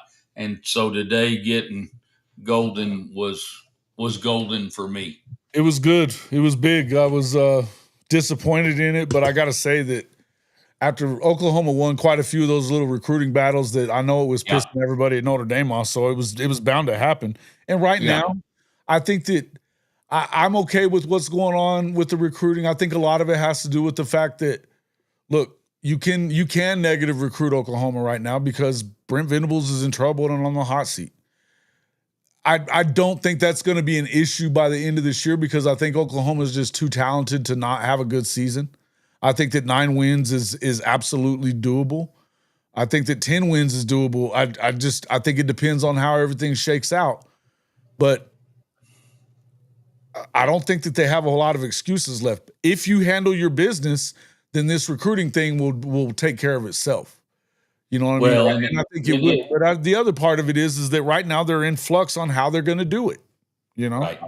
Right. Well, and you talk about negative recruiting and stuff, and we've lived with that year after year after year. It's part of the game, right? It's part of the game. It is part of the game. But I again when you I damn sure was happy Alabama was in that mix too. Sure. Because I damn sure didn't feel bad about whipping their ass on Golden. And I didn't feel bad about you guys either. But again, like I said, it's a respect thing. And I just when you get one over OU and especially on defense, you got to feel good. Yep. Texas A&M, Michigan State with more money. True. Same stuff. Yeah. That's what we're talking about. These little brother programs like that. Yeah. And they're out there. Believe me, they're out there. They're just they just never seem to get out of their own fucking way. And I think that Mike Elko is as good a coach as there is in the country. And I think that he will struggle to win at Texas A&M because of the way the culture has always been there. It's hard to overcome a century of the shit. Yeah. Changing the culture is definitely tough. But that's one thing I don't think Marcus Freeman's had to change that culture as much as like A&M but Marcus has changed the culture at Notre Dame because we weren't in those discussions prior to of competing against Alabama, Georgia, OU. Right. We weren't even in those conversations. Well, Marcus is doing different things than what's been done there. That's just all there is to it. Ever since Lou Holtz, you've had good teams at Notre Dame, and that I would say that one team when you had Samardzija and those guys. I mean, that was as good a team as I can remember you having at Notre Dame that could have probably won it all. Right. They didn't, but they were close. But they had the opportunity. Yeah, they were fucking close. Yeah. But aside from that, you hadn't really seen that much talent. You'd see good talent there, but not that much of a collection of it is what you're seeing this guy go get. And he's been in the top 10 since he got there. And I mean, he's in the top 3 right now. Yeah. So look, I mean, all that BK bullshit about shopping on a different aisle, then you're a dumbass shopping on that aisle. And he's taking that same shit to LSU. I can't see him being there much longer, unless he has just a great year this year. Hold on real quick. Trojan fight. That's not what the fuck he said. Make sure that you pay attention. That what Jim Nagy said about going, first off, You should look at the entirety of the statement that he was what he was talking about as a whole, because he wasn't talking about just not going after 5 stars. That's not what he said. What he was talking about is they're going to go in there. They don't want anybody's evaluations. They're going in with clean evaluations that they want from their crew of guys that he believes in. So if they ranked a guy that was a 3-star on three's board, but they've got him as high as what they've got a 5-star in the same position at on 3, of course they're going to go after the 3-star guy that they think is a 5-star. That's what he said. He didn't say we're not going to go after 5 stars, and didn't. If you're not trying to do other things in this era and try to get better players in other ways than just the same old bullshit way that you always did, then you're gonna fall way behind. Yeah. And if your GM at USC isn't trying to go out there and spend less money on a guy with the same kind of talent as the guy that's ranked in the 5 stars, is ranked a 5-star, then he's not doing a very good job. Well, you know what? One of the ridiculous. One of the biggest and most important things. It's always been this way, but even more now in this era of football in the last few years, evaluation of high school talent is a must. And you know what? We all know this, guys. These guys don't go to fucking camps. We all know this, that if you're not going to a camp, you're not going to be a 5-star or a 4-star. That's right. And I'm going to tell you something, guys. You can live off of 3-star players if you do a good job of evaluating players. There's 3-star players that should be 5-star players, but they're not because they don't attend the camps. I'm going to tell you, that's another thing. You can go back and look at some of the people that we've got right now that are starting for Notre Dame, that are being very successful at Notre Dame, that are going to the NFL. Those guys came in as 3 stars. Evaluate. Your coaches need to be able to do a good job of evaluation. Your GM. And they have a staff. This GM has an actual scouting staff of 6 guys. They're going to go out there and go with who they think is the best guy. And what he's even said this, he doesn't want them looking at anybody else's ranking of a player. He wants them to go in clean and to be able to give the right evaluation. He's going to live and die by the evaluations that they give as a staff. And then let your coaching staff go get these guys. But you'd be stupid to not go after the guy if you look at him and say, this is a 5-star guy. To me, he's got all the intangibles. I'm ranking him as a 5-star. And he's a 3-star at On 3 or Rivals or whatever. Who gives a shit? The guys that are ranking him on Rivals and all those other sites, you know what, guys, and I hate saying this, but some of those guys never even put on a jockstrap. And they're deciding whether they're 5 stars or... Yeah, listen, we can sit here and say all this shit all you want to, but this motherfucker has 25 years of experience of grading players, evaluating players. The guys on his staff have 60 years of grading high school players and evaluating high school players, and 60 plus years of NFL experience as well. They know what the fuck they're doing more than these guys at On 3 and Rivals do.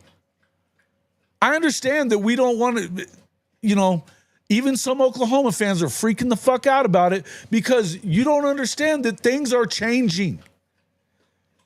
Guess what? The reason a lot of those 5 stars end up being 5 stars is because they're getting recruited by 5-star programs like Alabama, Georgia. They get those bumps because of who recruits them. If they go win this year, they get deep in the playoffs, those rankings for these guys that they have in this class are going to go up. Bet on it. Jason, there's 2 things as a past coach that I can't stand about all this. Number one is team rankings. I hate that shit. This And number is not true two is right here what Dave and just number said. You two see the 3 stars that have offers from everyone, they're not fucking 3 stars. That because the coaches have figured that out. Go ahead, coach. I'm sorry. I didn't mean to jump in. No, you're fine. The first thing is ranking football teams preseason. We should rank teams till they're at least five games into the season.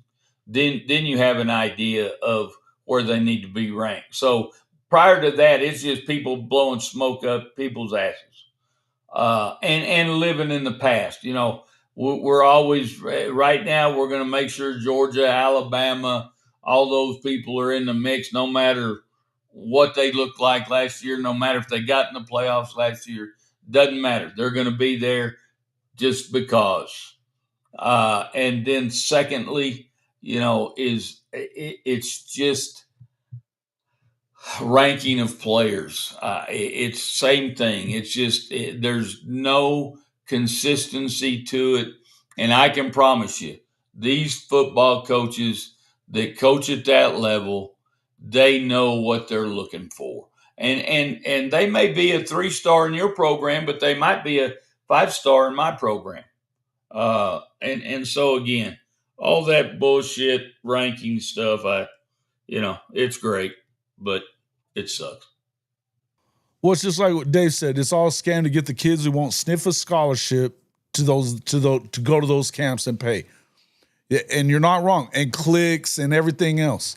The guys that get those 5-star nods are the guys that are going to help them.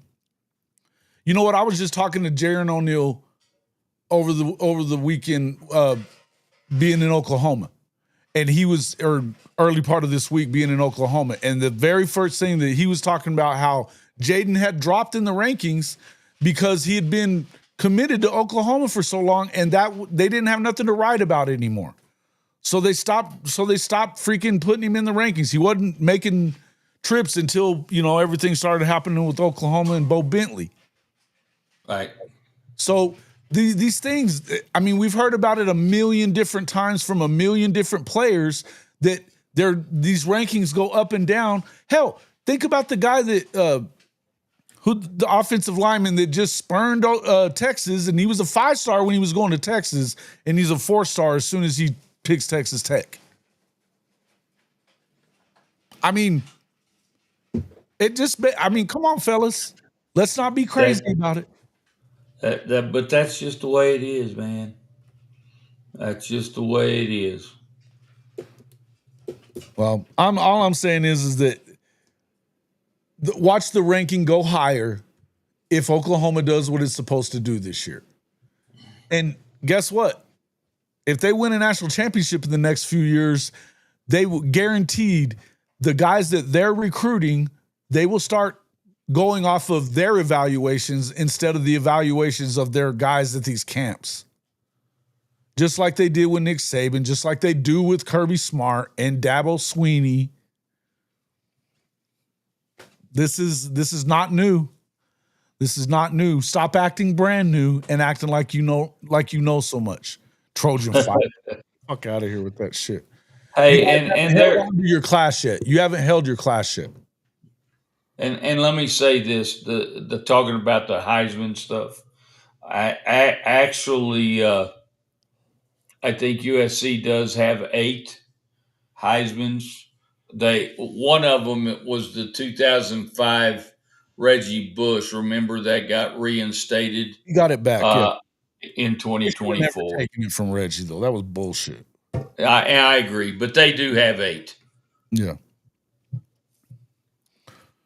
In any event, yeah. So they've got the most in SC does, followed by Oklahoma and Notre Dame, right? Yeah. Which, and again, guys, that's all cool.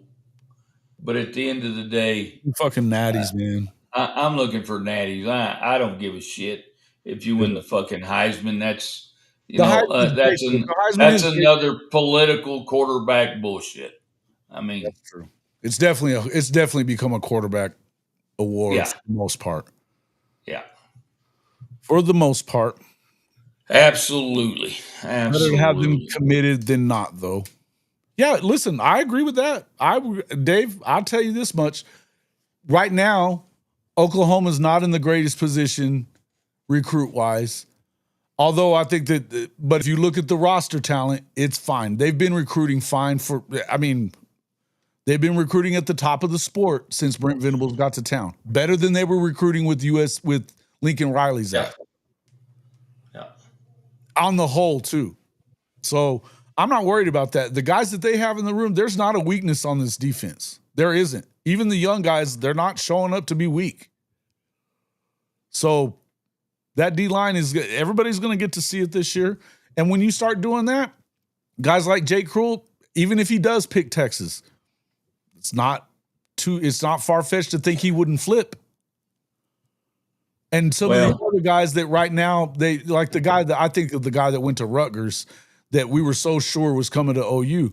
They obviously doubled up, tripled up the money that they were going to pay him at Oklahoma.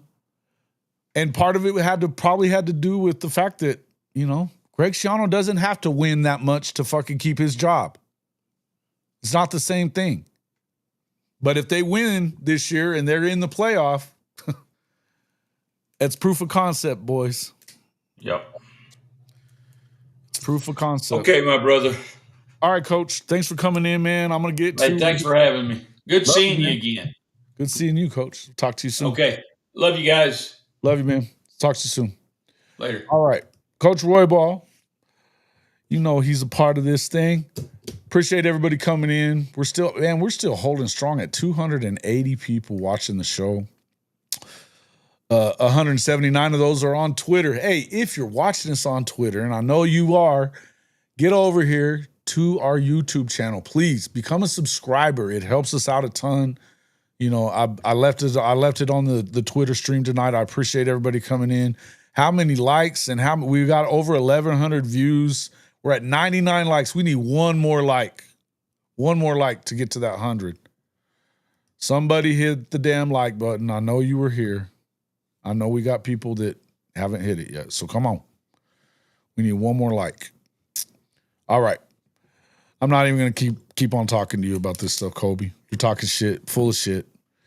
We'll see how great your recruiting class is when you guys gag this year. We'll talk about that then. All right. Appreciate everybody coming in. Make sure you check out our sponsors over at MyBookie, where you can get a 100% deposit bonus up to $1,000 off of your first deposit when you make your first bet. Get over and check it out. Thanks for coming in. We'll see you on the next one. Hey, Jason Watkins here with Hall of Fame College Football. And if you are ready to back your favorite team, the Sooners, and fade that Texas hype train every Saturday this fall, there's only one place to do it, MyBookie. Right now, you can double your first deposit up to $1,000 when you sign up at hofmedia.us/mybookie1000. That's hofmedia.us/mybookie1000. Yep, 100% deposit bonus, and it takes less than 5 minutes to get started. Whether you're betting college football, rolling the dice in the online casino, or dropping a 10-leg parlay on SEC Chaos, MyBookie has everything you need. Bet anytime, anywhere, on the go, at the tailgate, or yelling at the refs from your couch. Just don't talk trash. Put your money where your mouth is. Hit that link, hofmedia.us/mybookie1000, and get your deposit bonus today.